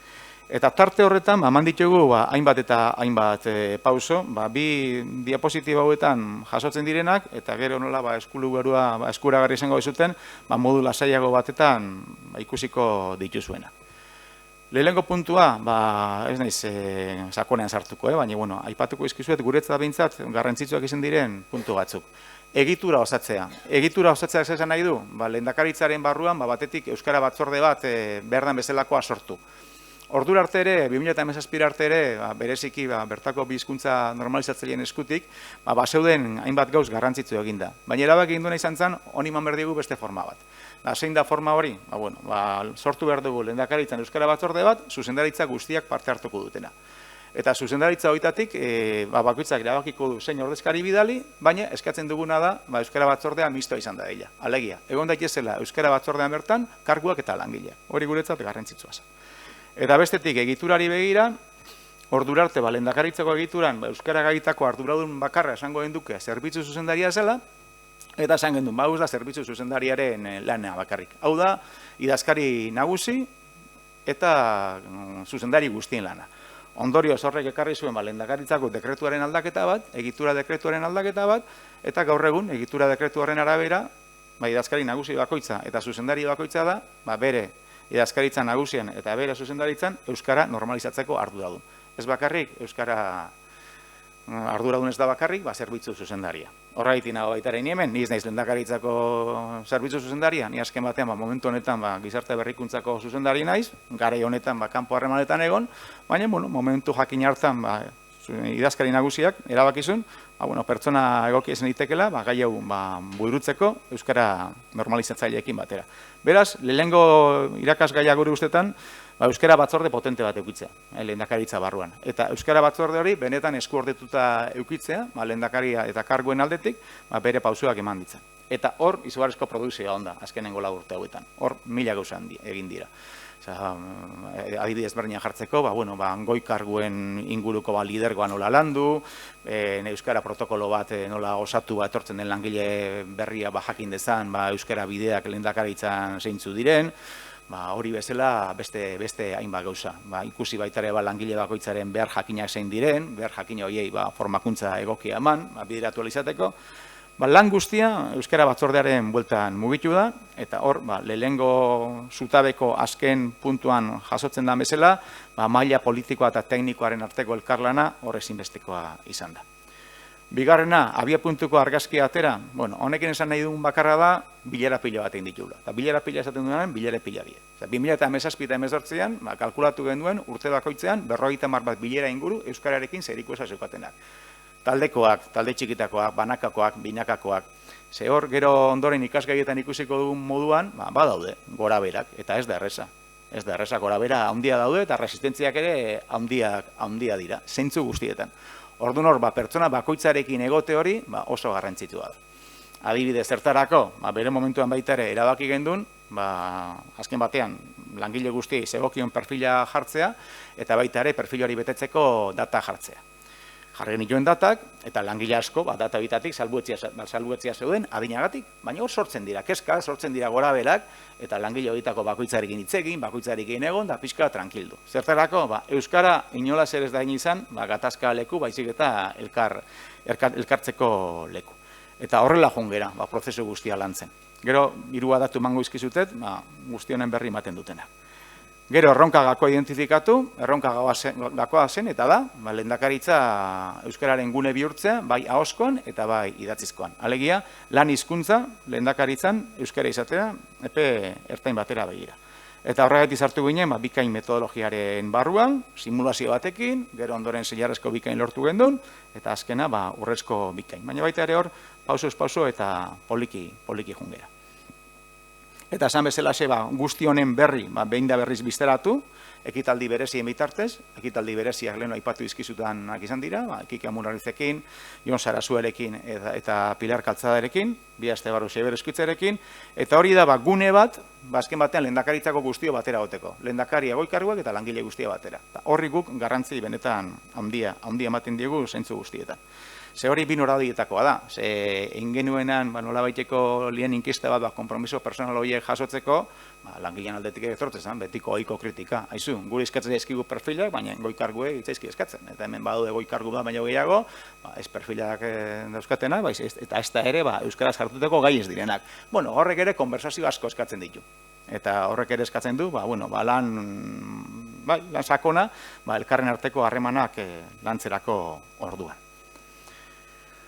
Horrela jarraitu gendun hito desberdinekin, eta guretzat esan bezala nagusiki garrantzitsuna izan da metodologi bati eustea, eta lehenengo bikain simulazioekin, ikusi nola geunden, gero ondoren bikainera aurkeztu eta bere garaian lortu gendun zilarra, hor ere zetzi eta bide egiten jun, urrea lortu arte. Baina garbi utziz baita ere urrea lortzea ez zela asuntuak inbukatzea, ze horre bere arrisko baten da. Lortu urrea eta dana relajatu, eta jazta nola baukon urrea eta lehendakaritzako sarreran badagon urre hori, gurea bete dugu eta punto. Hau zentzu horretan hasi besterik ez da egin. Lasetasun pixkat eman diego baita ere, lehendakaritzako langile guztiz, oso estutut eukiteu gai hauetan, baina hain berriro, aurtengo udazkenarekin batera, berriro hasi gera. Eta oin helburua da, pixkat euskaraldeari jarraituz, ondorengo pausu ematea. Lehendakaritzan zenbait zuzendaritza, euskarazko atal bihurtzea, bere eguneroko jarduna, bai ahoskoa eta bai idatzizkoa, euskaraz eta euskaraz bakarrik izan dadi. Eta hor pentsatzen du, gazteri zuzendaritzak bere laguntza emango digula. Zenbat ikasgai eta hausnarketa, hemen ere oso labur. Garrantzitsua gure aldetik, mundu guztia prozesuaren parte egitea. Badaude batzuk inoiz egingo ez direnak, eta horiekin ez dara gehiagiz preokupatu, baina eguneko 80%, azken batean euskararen normalizazioaren alde izan. Eta horretarako, alde neurrian, oan daitezken erresistentzi guztia kudeatu. Nola egin dugu hau? Azken batean, formazioa eskainiz. Langile bakoitzari berak eskatzen zuen beharren araberako formazioa eskaini, modu oso laburrean baita ere, pildora jakin batzuen bitartez, IBAPek eskaintzen du orokorra, formazio orokorra, Baina bestetik ikusten genuen, lehendakaritzan da bakoitzaren lanei begira, formazio zehatzago bat eskaini behar du. Berari asko formazioa ditu izan dieguna. Claro, formazioa eskaintzaren truke, bestetik eskaintzen zaiona da, euskararen erabilpenean areagotzea. Bai ahozkoan eta bai idatzizkoan. Baita ere, nola ez lidergoa berdan bezala landu eta gauzatu, langileena batetik, zerbitzu buruena bestetik eta karguena bestetik, hor elkarlan hori berdan bezala bideratu. Eta horiek esango lirateke, aipatu ditzazkegun, esango nukenik, lan lerro nagusiak egin dugunaren inguruan. Etorkizunari begira, esaten nuena.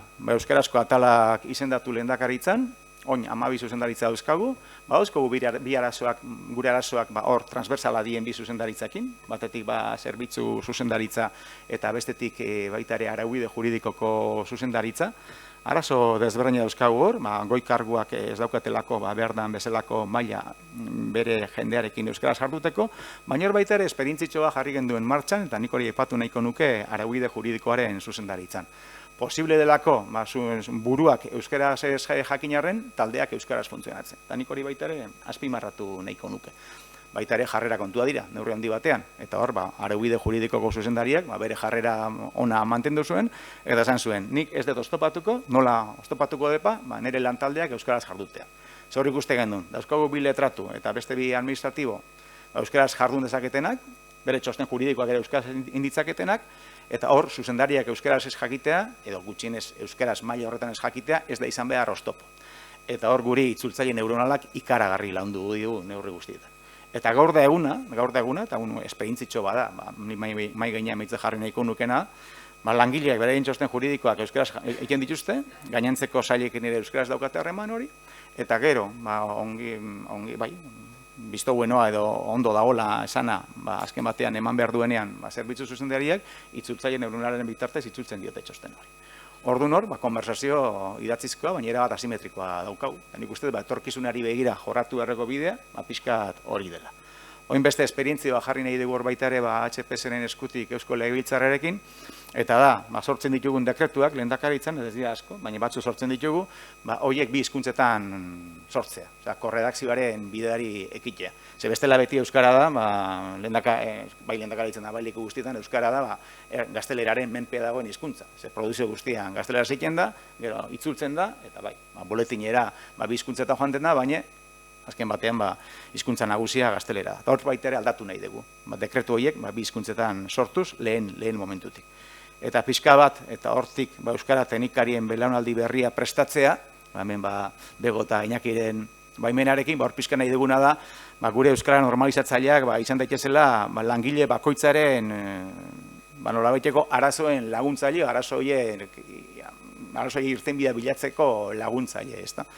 Azken batean guretzat ezinbestekoa delako momentu honetan bakoitzak euskaraz jardutzea. Eta gaur egun badago nahiko baliabide, eta hor itzultzaile neuronala guretzat izugarrizko aurrera pauso izan da, badago nahiko baliabide lehendakaritza momentu honetan dagoen euskararen ezagutza maila kontutan izan da, langile bakoitzak euskaraz jarduteko. Eta hor pixkat euskara teknikarien lanak izan beharko luke laguntzea. Itzuli beharrean laguntzea. Eta hor pauso handia dago eman beharra, itzultzetik laguntzera.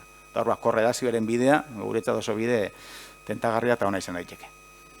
Aurrera egiteko beste zenbaikako aipatzearren, iparra guztion aldea artean adostu, nola ez? Gure iparra argi dago, lehendakaritzan bihurtzea euskara lan hizkuntza, lider informalak aktibatu, hau ere guretzat oso importantea da. Euskara batzordean dauden kideak, nolabait esateko komila artean, militantzia bat eduki behar dute euskararekiko, eta hori guretzat ezinbestekoa da. Eta orduan horrez ez gina jo nolabait esateko ordezkapen formaletara, batek esango luke, euskara batzordean zuzendaritza bakoitzak egon behar maldin badu ordezkatuta, joan gaiezen zuzendariaren gana, modu formal batetan ez. Galdetuko den, zuen zuzendaritzan zein dago, gai hauetan motxila hori hartzeko prest dagona, eta lider informal bilakatu daitekena. Eta daneti dago, kasu batzutan zuzendaria di, beste batzutan idazkaria di, beste batzutan administratiboa di, eta beste batzutan beste lan bat egiten duten jendeak dira. Orduan, lider informalena importantea, egitura zaintzea importante, euskara batzordeari bere leku eman, batzorde buruari, talde eragileari, eta gero balio landu hortzerako aipatutako ekitaldi horiek asko balio dute. Eta erabaki politiko argi izan, lehendakariarekin ere konversazio bat baino gehiago izan, eta euskara batzordea esku ordetuta izan, euskara gaiei dagokionean. Eta hori nik uste lortudan zerbait dela, eta zentzu horretan, txalotzekoa lehendakaria eta bereziki idazkari nagusien aldetik. Eta gero pixkat aurre aipatu dena, ez? Bi gauzak hemen aipatu bakarrik. Etengabeko ebaluazioa, hori baita ere oso garrantzitsua da guretzat. Urtero ez, baina ebaluatu behar gera. Eta ebaluazio horren barruan, pare bat, hiru bat dato ematea gustatuko litzaidake. Bi urtetan, 2019-tik 2021 batera bitartean, lehendakaritzan euskararen erabilpena 4-5 puntu igo da modu nabarmenean, eta agian datorrek ez du ematen egindako lanaren reflejoa. Ze baita ere esan behar da, momentu jakin batean gazteleraz bakarrik, edo ia gazteleraz bakarrik aritzezenen kopurua 150 ingurukoa zela, 2017an, eta gaur egun hori jatsi da 121 ingurura. Eta alderantziz, euskaraz bakarrik aritzen zirena, edo gehienaz euskaraz aritzen zirenena, 132 bueltan zegon, da gaur eguna horrek 150 gainditu duena. Orduan hor, giroa sortzea guretzat ezinbestekoa da. Idatzizkoak garrantzia du, izugarrizko garrantzia, baina euskal giro hori sortzea lehendakaritza barruan guretzat hori guztiz importantea da.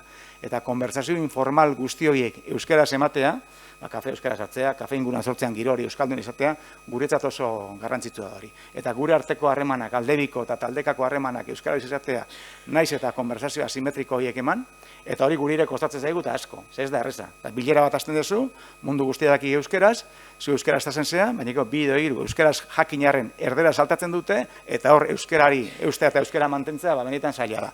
Baina hori ere neurri handi batetan lortzen nahi gera. Eta hor, asko lagundu digu gure euskaraldiak.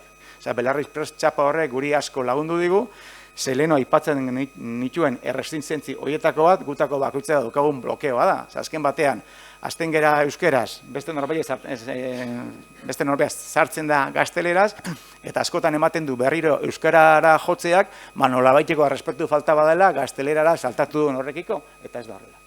Eta ez da horrela, baina importantea da. Eta hori, langile bakoitzarekin hortaz jardutea, baita ere importantea da.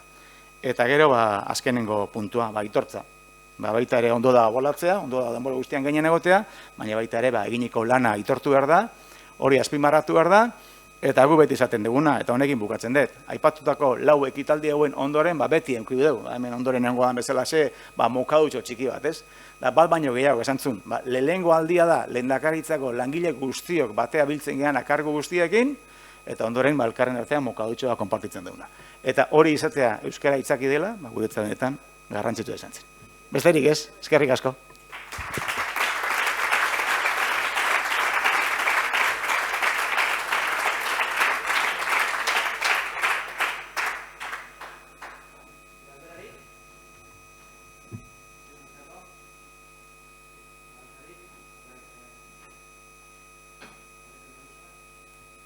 Ondo, zegoetzak juzue, bakizuten nun gauden, hasi que lehendakaritza bakarra da zorionez, orduan lasa itorri eta galdetu.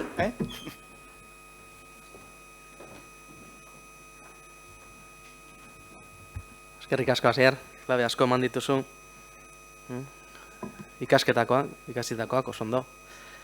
Eta, ez dakit kontudatu zareten, bi erakunde pribatu, bi publiko, iaz ere antzera egin genuen, bi erakunde publiko pribatuak, iaz industriako bi izan ziren, gaur badaukagu finantza entitate bat, eta 3. sektoreko entitate bat. Datorren urtean ekitalia egiten baldin badugu ere, beste sektore batzuk ere izango ditugu izpide, ez?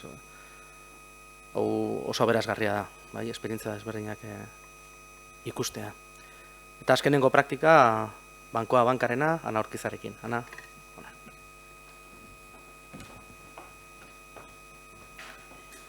Egun on guztioi eta eskerrik asko gonbidapenagatik. Nik bankoa abankaren esperientzia saldu aurretik nahiko nuke jakin, edo nahiko nuke esan, esperientzia honek iruditzen zaidala baliagarria izan daitekela, bai hasi berritan diren erakundeentzako, baina edozein erakunde motantzako. Eta baita ere, ikusiko duzuen bezala guk bulegoetan egindako lanaz jardungo dugu, hain zuzen ere, egoitza nagusi bat daukagulako, banketxe guztiek bezalaxe, eta gero hori bulego komertzialak basarian lurraldean banatzen direlako, baina beste hainbat eta hainbat enpresa daude erakunde, finantza erakundeak izan dezarren, egitura bera daukatenak, ezta? Edo eta baita ere, egoitza berean dauden, egoitza bat bakarra daukaten enpresak ere, hainbat eta hainbat arlo ezberdin dauzkate egoitza berean. Orduan, pentsatzen dut eta ikustera, aztertzera gonbidatuko zintuzketet, ikustea posible dela gaur hemen ikusiko duguna, uste dut edozein erakundetarako baliagarria izan daitekela. Beraz, nire gonbidapen litzateke finantza erakunde bezala bakarrik ez ikustea. Eta, hasi aurretik esan baita ere, guk egindako lana, edo eta erakusiko dugun, guretza behintzat onuragarria izan den praktika hau, kudeaketaren ideia hori nola gauzatuko duen pentsatzetik hasi zala, eta estrategiaren mailan kokatu nahi izan genuela hasieratik. Eta gero horra gero bueltatuko naiz. Barkatu? Barkatu. Zein da barkatu? Botoia eman behar dio dana. Bai, horregatik. Bale, honekin errazago. Erakundearen berri emateko bizpairu datu txiki bakarrik. Finantza erakundea gara. Egia esan askok behar bai da ezagutu gaituzue azkengo urtetan bankoa bezalaxe, baina aurreko urtean banketxeak erosi gintuen, eta beraz orain logo komertziala esango nuke, edo marka komertziala bankoa banka dugu. Banka unibertsala egiten jarraitzen dugu, lehen bankoak egiten zuen bezalaxe, bai partikularrei begirakoa, bai enpresa txiki, ertain eta handiei begirakoa, eta baita ere ondarea handia duten, hau da, banka pertsonal eta pribatua deitzen zaion horretan aritzen gara. Bi lan unitate nagusi ditugu, banketxe guztiek duten bezalaxe, alde batetik zerbitzu zentralak, gure kasuan momentu honetan zerbitzu zentralak Galizian daude, eta gero sare komertziala izaten dugu banketxe guztiok, hau da, bulegoak, herrietan dauden bulegoak. Orduan, bankoa bankak 700 bulego ditu Espainia osoan banatuta, eta horietako 30 dira EAEn daudenak. Hemen EAEkoak kontatuko ditut bakarrik, baina Nafarroan ere 2 bulego ditugu. Eta langile kopuruari dagokinean biribilean, zeren eta 6.000 baino pixka bagiago dira, baina Espainia osoan 6.000 lagunek osatzen dugu banketxea, eta EAEn 150 pertsona gaude. Eta kokapenari dagokinean, pixka bat lurraldez lurralde ikusi dezakezue hor 10 bulego ditugula Bizkaian, 2 Araban eta 15 Gipuzkoan. Azkenean dauden 3 bulegoak enpresetakoak horiek ez ditut proiektu honetan barneratu. Beraz, 27 bulego proiektu hau martxan jarritakoak. Orduan, guztiaren hasiera izan zen pixka bat 2008an hasi ginen Euskara Planarekin, 2007an egin genuen diagnostikoa, eta ja erabakiak hartzen hasi ginen 2008an. Eta lehenbiziko erabakia izan zen, guk buruan genuen, erabaki genuen plan estrategikoa aurrera eramateko, eta hori kudeatzeko eskuartean genuen Euskara Plana aurrera eramateko, ze egitura, kudeak eta egitura beharko genukeen. Eta hor bai, pentsatzen dut izan genula ikuspegi estrategiko hori, orain aipatuko dizuedana zehazteko. Orduan, guk hor 3 elementu argi genituen, 3 elementuko egitura bat behar genula, eta izan zen alde batetik Euskara Batzordea, baina Euskara Batzorde esekutiboa, gero komentatuko dizuet hor zeintzuk parte hartzen genuen, gero Euskara Koordinatzaile bat izango zuen baita ere, hain zuzen ere Euskara Batzordearen eta gero guk asmatu genuen bulegoetako Euskara arduradunen arteko harreman hori sustatuko zuena, eta 3. justu gaur landuko dugun gaiarena, bulegoetako Euskara arduradunak. Baina, aipatu nahi dut Euskara Batzorde horretan gu genituen zerbitzu zentraletako arduradunak, genituen hainbat eta hainbat departamentu edo sail ezberdinetako arduradunak, eta baita ere gero lurralde bakoitzeko bat edo 2 ordezkari, hau da, Gipuzkoatik, Bizkaitik, Arabatik eta kasu horretan Nafarroatik ere bai. Eta gero, zuzendaritzako pertsona bat genuen baita ere batzordean eta langileen ordezkari bat.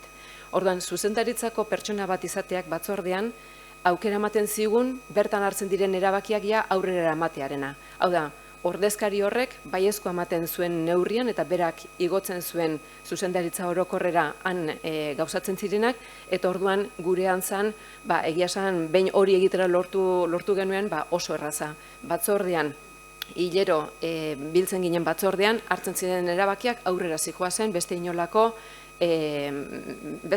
batzordetara, beste inolako aurkezpenik egin beharrik gabe, eta hori oso garrantzitsua izan zen. Orduan guk argi genuen momentu honetan, naiz eta batzordeak ondo funtzionatu eta batzorde exekutiboa izan, bulegoetaraino heltzeko arazoak izango genitula, badauzkazu zure komunikazio kanalak, badauzkazu hierarkikoki jarritako bilerak, eta gainera bulegoetan astelenero, eta astelenero espada aste artero, biltzen dira aste hori nola kudeatuko duten azaltzeko, ez? Baina ikusten genuen oso zaila izango zala, zuzendarien gandik pasatzen ez genuen hori,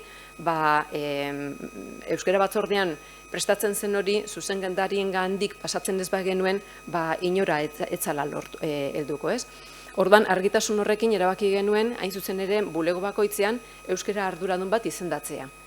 Eta euskara arduradun horiek, gero nahi badezu komentatuko dugu, ze perfiletakoak izan ziren, bolondrez apuntatu zitezen eskatu genien, eta gehiengo batek hala egin zuen, eta kargu ezberdinetakoak egon ziren badaude zuzendariak ere, baina badaude kutxazainak, eta badaude kudeatzaileak, eta kudeatzaile espezializatuak baita ere.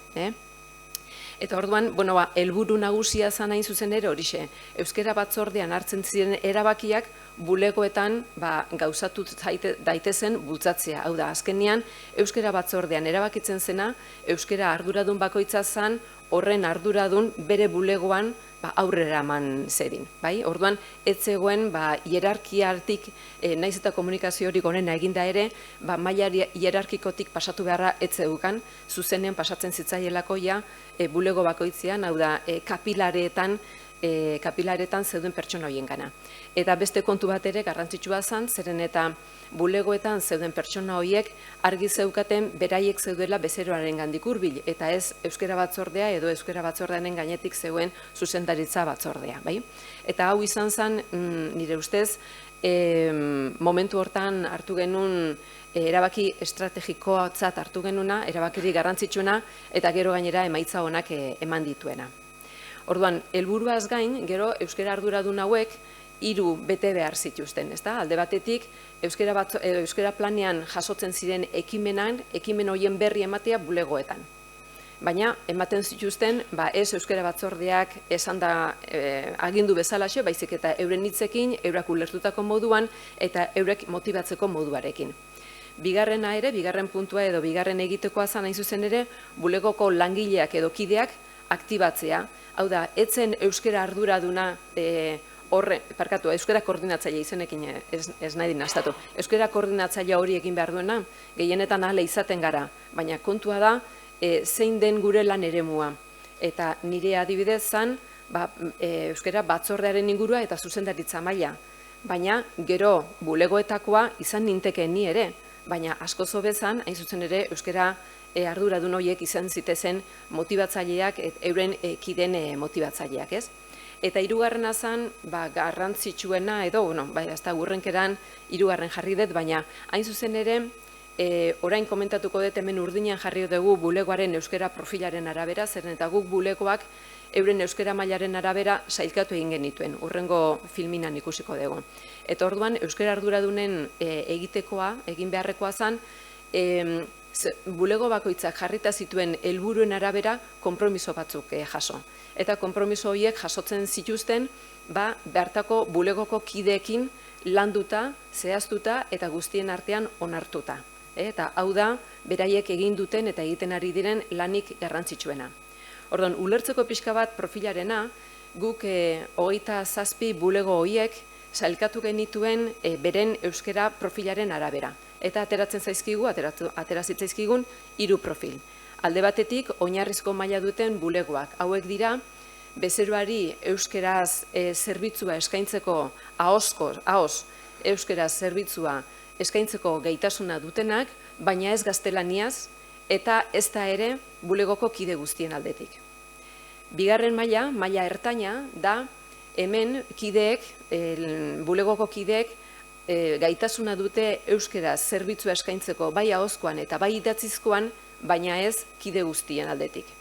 Eta hirugarrena goi maila da, hiru gauzak betetzen dituztenak, ezta? Hau da, zerbitzua ahoz eta idatziz euskeraz emateko gaitasuna dute, eta gainera bulegoko kide guztien aldetik. Konturatuko zareten bezala, goi mailako izatea oso zaila da, denetik jakin behar dalako, bai, eta gero, banketxetan normalean langileen artean aldaketa desente egoten direlako. Horretaz ere, pixka bat geroxago hitz egingo dugu. Normalenak maila ertainean daudenak dira, gehiengoak, eta gero dago lurraldearen kontua. Goi mailako gehienak Gipuzkoan daude, maila ertainekoak eta B mailakoak Bizkaian daude, eta oinarrizko mailakoak daude Araban, bai? Araban eta Nafarroan baita ere. Orduan, hori kontutan hartuta, euskera arduradunek egiten dutena da, bulegoko euskera arduradunak bere lantaldearekin helburuak zehazten dituzte. Hau da, lehen esan dugu euskera batzordeak zehazten ditula maila bakoitzerako helburu estandar batzuk, eta beraiek ezagutzen dituzte estandar horiek zeintzuk diren. Baina gero joten dira beraien bulegoetara, eta beraien bulegoetan zehaztu behar dute urte horretan, irekiko den urte horretan, ze konpromiso hartuko dituzten, ze helburu betetzeko, edo eta helburu horietara heltzeko zertzuk ekimen egingo dituzten. Orduan, hemen jauzia da langileek bulegoan bertan erabakitzen dutela, beraiek zertzuk helburu zehaztuko dituzten eta ze konpromisotara helduko diren. Beraiek ezagutuz, ze profiletakoak diren bai bulegoa eta bai lantaldeak, eta benetan ze indar duten baita ere urte horretan nora heldu daitezken jakiteko, bai? Orduan, bulegoan hartutako konpromiso horiek, euskera batzordeak urtean behin egiten du urte hasieran bilera ireki bat. Euskera arduradun guztiek, euskera batzordearekin batera, bilera egiten du. Eta euskera arduradun horiek, bakoitzak, defendatzen du urte horretarako zehaztu dituzten, hartu dituzten konpromisoak. Eta hau oso une garrantzitsua izaten da. Harrotasunez betetako unea izaten da, baina oso partekatua. Eta gainera jakinda, bakoitza maila oso ezberdinetan daudela. Orduan da, esate bezalaxe, dodepetxo hori aterako dugu aurten, eta guztiok onartuta dago. Eta ikusiko dezue, parekideo garenon artean nola gelditzen garen. Da holako pixka bat, erronka karrera antzeko erronka bat izaten da, bai? Hau urtarrilaren hasiera inguruan, txaileran batzutan. Eta gero, urte bukaeran justu kontrako bilera egiten da. Berriro, biltzen gara denok, euskera batzordearekin batera, euskera arduradun guztiak, eta txosten bat eramaten dute esanez, balorazio bat egiten da, urtean egindako lanarena eta hartutako konpromisoien betetzen mailaren ustuketa egiten duten nolabait esateko, ez? Eta orduan hemen denetik egoten dira lortzen diren kontuak, eta egoten dira pila bat lortzen ez diren kontuak. Hemen pila bat esaten dut, zen eta egia dalako, baina ez da gauza grabeetzat hartzen eta inorrezta belarria jeitsita ere joaten bilera horretaratan. Niretzat hori da benetan oso garrantzitsua. Zeren eta guk defendatzen duguna beti izaten da, ondo egin dituzten puntu horiek indartzen ditugu. Eta orduan ikustarazten diegu urtebete baino urrutirago daudela edo gaudela. Eta ez gara fijatzen nahi beste lortu ez direnetan. Lehenengo puntu honetan. Zeren eta gero, beraiek proposatzen dituzte baitare lortu ez dituzten horiek nola gauzatuko dituzten, edo ze konpromiso berri hartuko dituzten urrengo urtean betetzeko, bai? Orduan, hemen eurek martxan jartzen dutena da hobekuntza prozesua, aintzaileak, enpresetan aintzaileak izaten direnak, hemen modu oso naturalean jartzen dira. Egia da, helburuak nahiko oinarrizkoak direla, baina beraien aldetik ateratzen da, bai esatea zer lortu den, zer ez den lortu ez den aurrengo urterako nola utziko duten, eta hori nola gauzatuko duten. Eta hor prozedura bat kanditate, kudeaketa aurreratuarekin zerikusia daukan, edo horren baitan dagoen prozedura bat jartzen da martxan, eta prozedura oso modu naturalean jartzen da, bai? Eta, hauxe da pixka bat, proiektu hor gero emaitzetara salto egingo dut, baina oso laburra da, nik uste dut oso erraz ulertzen dela, baina eragina izugarria dauka. Orain ikusiko dugu pixka bat, zeintzuk izan diren emaitzak eta lorpenak, ez? Alde batetik, emaitza edo jasotako emaitza bezalaxe guretzat, da, alde batetik, euskera planaren kudeak eta ez euskera plana baizik, eta euskera planaren kudeak eta langile guztien ganaino heltzen dela. bulegoko kide guztien ganaino heltzen da. Ez da bakarrik zuzendariaren eskuetan gelditzen, ez da euskara arduraduranen eskuetan gelditzen, eta are gutxiago euskara koordinatzailearen edo euskara batzordearen eskutan. Hau da, langileen guztien ganaino heltzen da. Bigarrena da, euskara planaren presentzia eta aktibazioa ere langileen esku dagoela, eta jakinik langile horiek bezeroaren gandik oso hurbil daudela. Hau da, bezeroak heltzen dira somatzera zerbait aldatzen ari dira bulego horretan.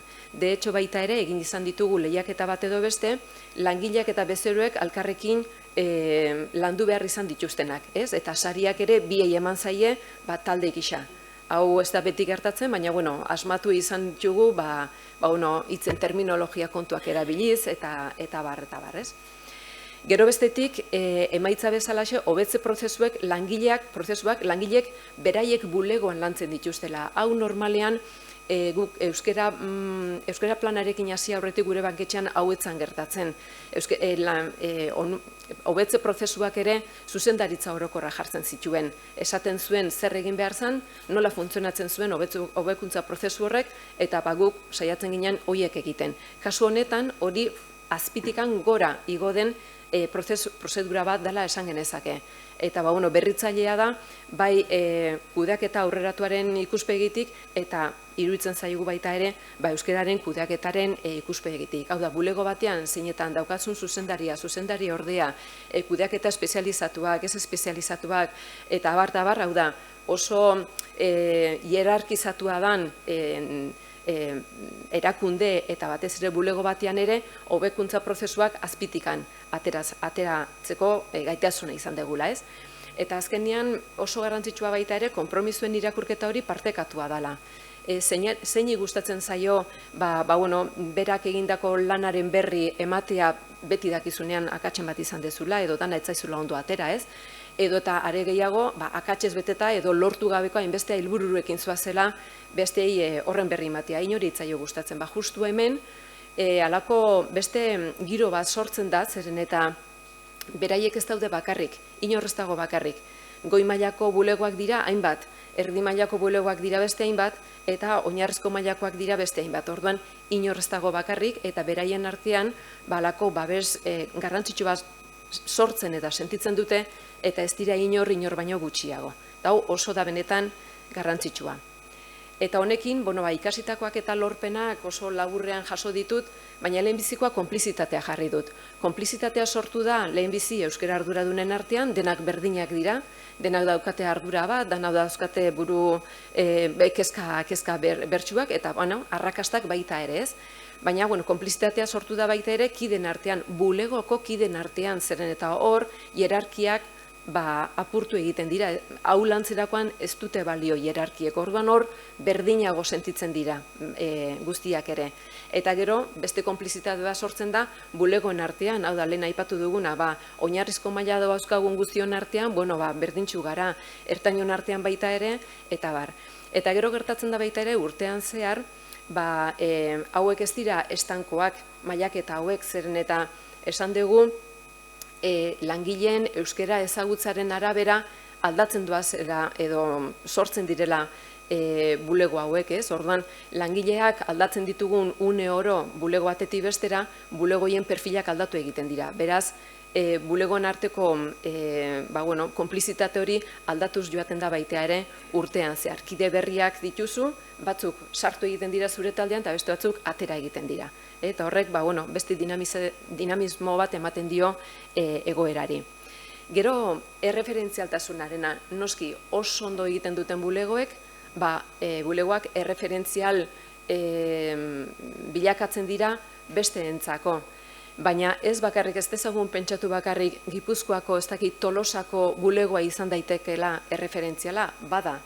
Baina 2018ko Euskaraldian izugarrizko lorpena izan genuen, lorpen naturala, eta izan zen Bizkaiko Barakaldoko bulegoak irabazi zuen Euskaraldiaren inguruan egin genuen lehiaketa bat jarri genuen, bai esaldi eta bai argazki bat atera behar zuten, isladatuz euskararen aldeko konpromisua bulegoarena.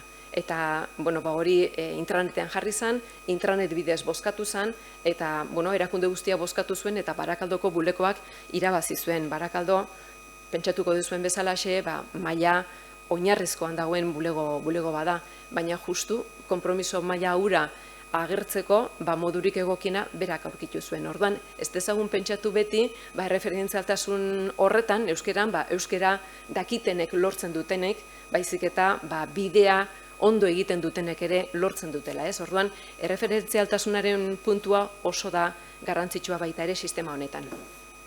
Hirugarren puntua ere oso garrantzitsua, barkatu, danak ateratzen zaizkiot oso garrantzitsua, baina ezke benetan egindako bide oso esanguratsua izan da. Lurraldeen egoeran arteko kontzientzia zabaldu da baita ere. Ulertuko dugun bezalaxe, ez da gauza bera Gipuzkoako bulegoak daude egoera batean, Bizkaikoak daude beste batean, Arabakoak eta Nafarroakoak bestera batean bizi dira ez. Eta orduan oso garrantzitsua da baita ere urtean birritan egiten ditugun bilera horietan, euren artean ikustea ez bakarrik bakoitza ze mailatan dagoen, baizik eta ze lurraldetakoa den. Zen eta hor, mugetan dauden bulegoek egiten duten lana oso da garrantzitsua, adibidez, Elgoibar batek, Eibar batek, Ermua batek, eta gehiago daude, mugan dauden herri horiek. Eta orduan, herri horien artean daudenean langileen aldaketak ere oso interesantea da ikustea zer nolako aldaketak ematen diren edo eta kasu gehienetan ez dela bulegoak kasu horretan mugitzen maila batetik bestera. Orduan, herrialden artean ere badago zer eginik eta horren kontzientzia izatea badago ekigu ez. Eta azken puntuak diraia gizabaliabideen ikuspegitik nire ustez hortik natorrenez oso izugarri indartzen dutenak baita ere kudeaketa sistema hau. Alde batetik bulegoei izugarrizko autonomia ematen zaie. Bai helburuak zehazteko, ez helburu makroak lehen esan dudana, baina bai makro hoietatik gero norbere bulegoan ze helburu zehaztu ditzakezun edo aurrera eman ditzakezun jakiteko ez, eta horrekin batera hobekuntza prozesuak. Hau da, bulego bezalaxe, bulego bakoitzak erabakitzen du zer, nola, norekin, hori guztia urtean zehar, eta gero hori atera ez dena baita ere hori hobetzeko hobekuntza prozesu hori bulegoak berak jartzen du martxan. Orduan, hobekuntza prozesuak dauzkagu ezberdinak, ez guztiak, baina bulego batzutatik bestera ezberdinak dira. Eta hau da, izugarrizko aberastasuna enpresak aurrera egiteko ez euskararen kasuan bakarrik, baizik eta beste edozein arazotan. Eta gure kasuan trasladatu da euskaran erabilitako hobekuntza prozesuak enpresaren beste hobekuntza prozesu batzuetara. Eta uste dut, hau benetan dela garrantzitsua zen eta ez da enpresa guztietan ematen, eta jakinezkero, nik uste dut kopiatzeko bezalako kontu badala. Eta gero azkenik eta garrantzitsuena da honekin guztiarekin langileen alduntze prozesu izugarria ematen dela, era oso naturalean. Gure kasuan formakuntzarik eman gabe honetaz. Egin genuna zen, beraiek beren bidea aurkitu zezaten gonbidatu genituen, eta laguntza bazuten eskatzeko. Baina ez genitun prestakuntzara eraman, zeren eta bestela pentsatu genulako prestakuntza batek danak modu berean formatuko zituztela eta klonak eukiko genitula. Eta klonak ez genitun behar bulego ezberdinetan. Behar genitun bulego ezberdin bakoitzak bere lider propioak eta propioak. Lehenengo batekin hasi ginen, eta gero gehitu egin direlako. Orduan, langileen alduntze prozesua gizabaliabideen ikuspegi batetik, normalean beti prestakuntzatik eta liderrak direnak liderrekin jasotzen aritzetik bultzatu den neurrian hori askotan ikusi dugu, eta hemen erakutsi dugu ez dela hori derrigorrez hola egin behar den lan bat. Eta bukatzeko, urrengo erronketan bi erronka jarri ditugu, bata da, lehen aipatu dudan bezalaxe, bulegoetan aldaketa asko izaten ditugu, langilea aldaketa asko. Orduan, klaro, guztiz euskeraz funtzionatzen duten bulego batera, euskeraz ez dakien bat eramaten badugu, baina mailaz jeisten da bulego hori ez, eta helburuak ere egokitu egin behar izaten ditu, eta hau ez da oso evidentea urtean zehar ja, maiatzean edo ekainean gertatzen baldin bazu, edo azaroan gertatzen baldin bazaizu hau. Orduan, hor lortu behar dugu, egokitzapen horiek, bizkorrago egiten ditugun baino, bizkorrago egiten zen bestela denbora galtzen dugu eta urte horretako helburuak ondo betetzen zijoazenak askotan bertan bera gelditu daitezkelako edo gelditzen direlako. Orduan hau da erronka oso potoloa guretzako. Eta bigarrena da, nik uste du guztiontzako erronka bat, eta da lurralden arteko ezberdintasunak orekatzeko helburuetan edo prozeduretan pentsatzea. Hau da, guk ikusten dugu lurralde batetik bestera pasatzen dugunean langile bat horrek ze eragin daukan.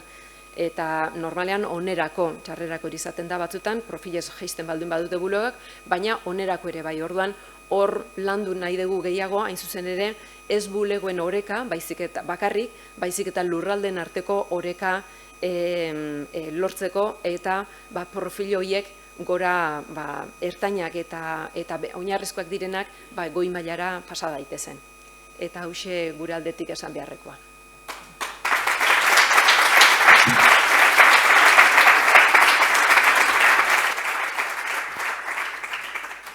Galderaren bat edo, astu zait komentatzea edo la erdizka komentatu dut, hasieran bolondresak eskatu genituela, euskara arduran, bulegotako euskara arduradunak izan zitezen, bolondresak izan zitezen. Gehiengoak bolondrez aurkeztu zen, baina eduki genitun, bulego batzutan ez zirenak aurkeztu eta haiek gonbidatu egin behar izan genitun, pixka bat. Eta baina hemen bai garrantzitsua da, bolondrez ari diren horiek edo eta arrantzan egindako horiek ere edozein mailatakoak direla badaude zuzendariak, baina badaude kutsazainetan egoten direnak, badaude kudeatzaileak eta kudeatzaileak ere dakizuen bezalaxe maila ezberdinekoak egoten dira banketxean eta edozein mailatakoak eta inkluso banka pribatua edo egiten dutenak enpresetakoak ere bai, hau da, denetik dago eta hori ere oso aberatsa da, ez bakarrik anitza izateagatik, baizik eta benetan lan hau egiterakoan berdindu egiten gaituela lan honek erakusteagatik. Eta ez dakit beste galderaren bat dagoen edo, eta bestela gero ardotxorak utziko dugu. Bale ba. Ez dakit ardori daukau, baina kafea bai. Daiko izda. Bueno, 11:30 iritsi gara. Nik uste dut, gauza batzuk esan behar dituen, baina garrantzitsuen hau da. Bai, eskerrik asko. Ni asko gustatzen zaizkite praktikak, egia esan. Ezagutzen dituen irakurrita, baina azalduta asko hobeto ulertzen dira, eta adibide oso onak eman dituzue, gako asko aipatu dituzue, eta benetan oso interesgarriak. Praktika hauek eta beste 97 dituzue bilatzailean. Eta hor ditugu, baina lehen komentatu duguna, hemen garrantzitsua argi izatea, norberak argi izatea zer bilatu nahi duen, zeren bilen, zer arazo dituen, eta hor, erabilera baldin bada, lidergoa baldin bada, hori izango ditu praktikak eskuragarri. Eta besterik ez, saioari amaiera emango diogu, eta datorren urtera arte. Datorren urtean beste ekitaldi bat egiten baldin badugu, aldela, hobeto egingo dugu. Astelehen hona izan, eta laster arte. Eskerrik asko.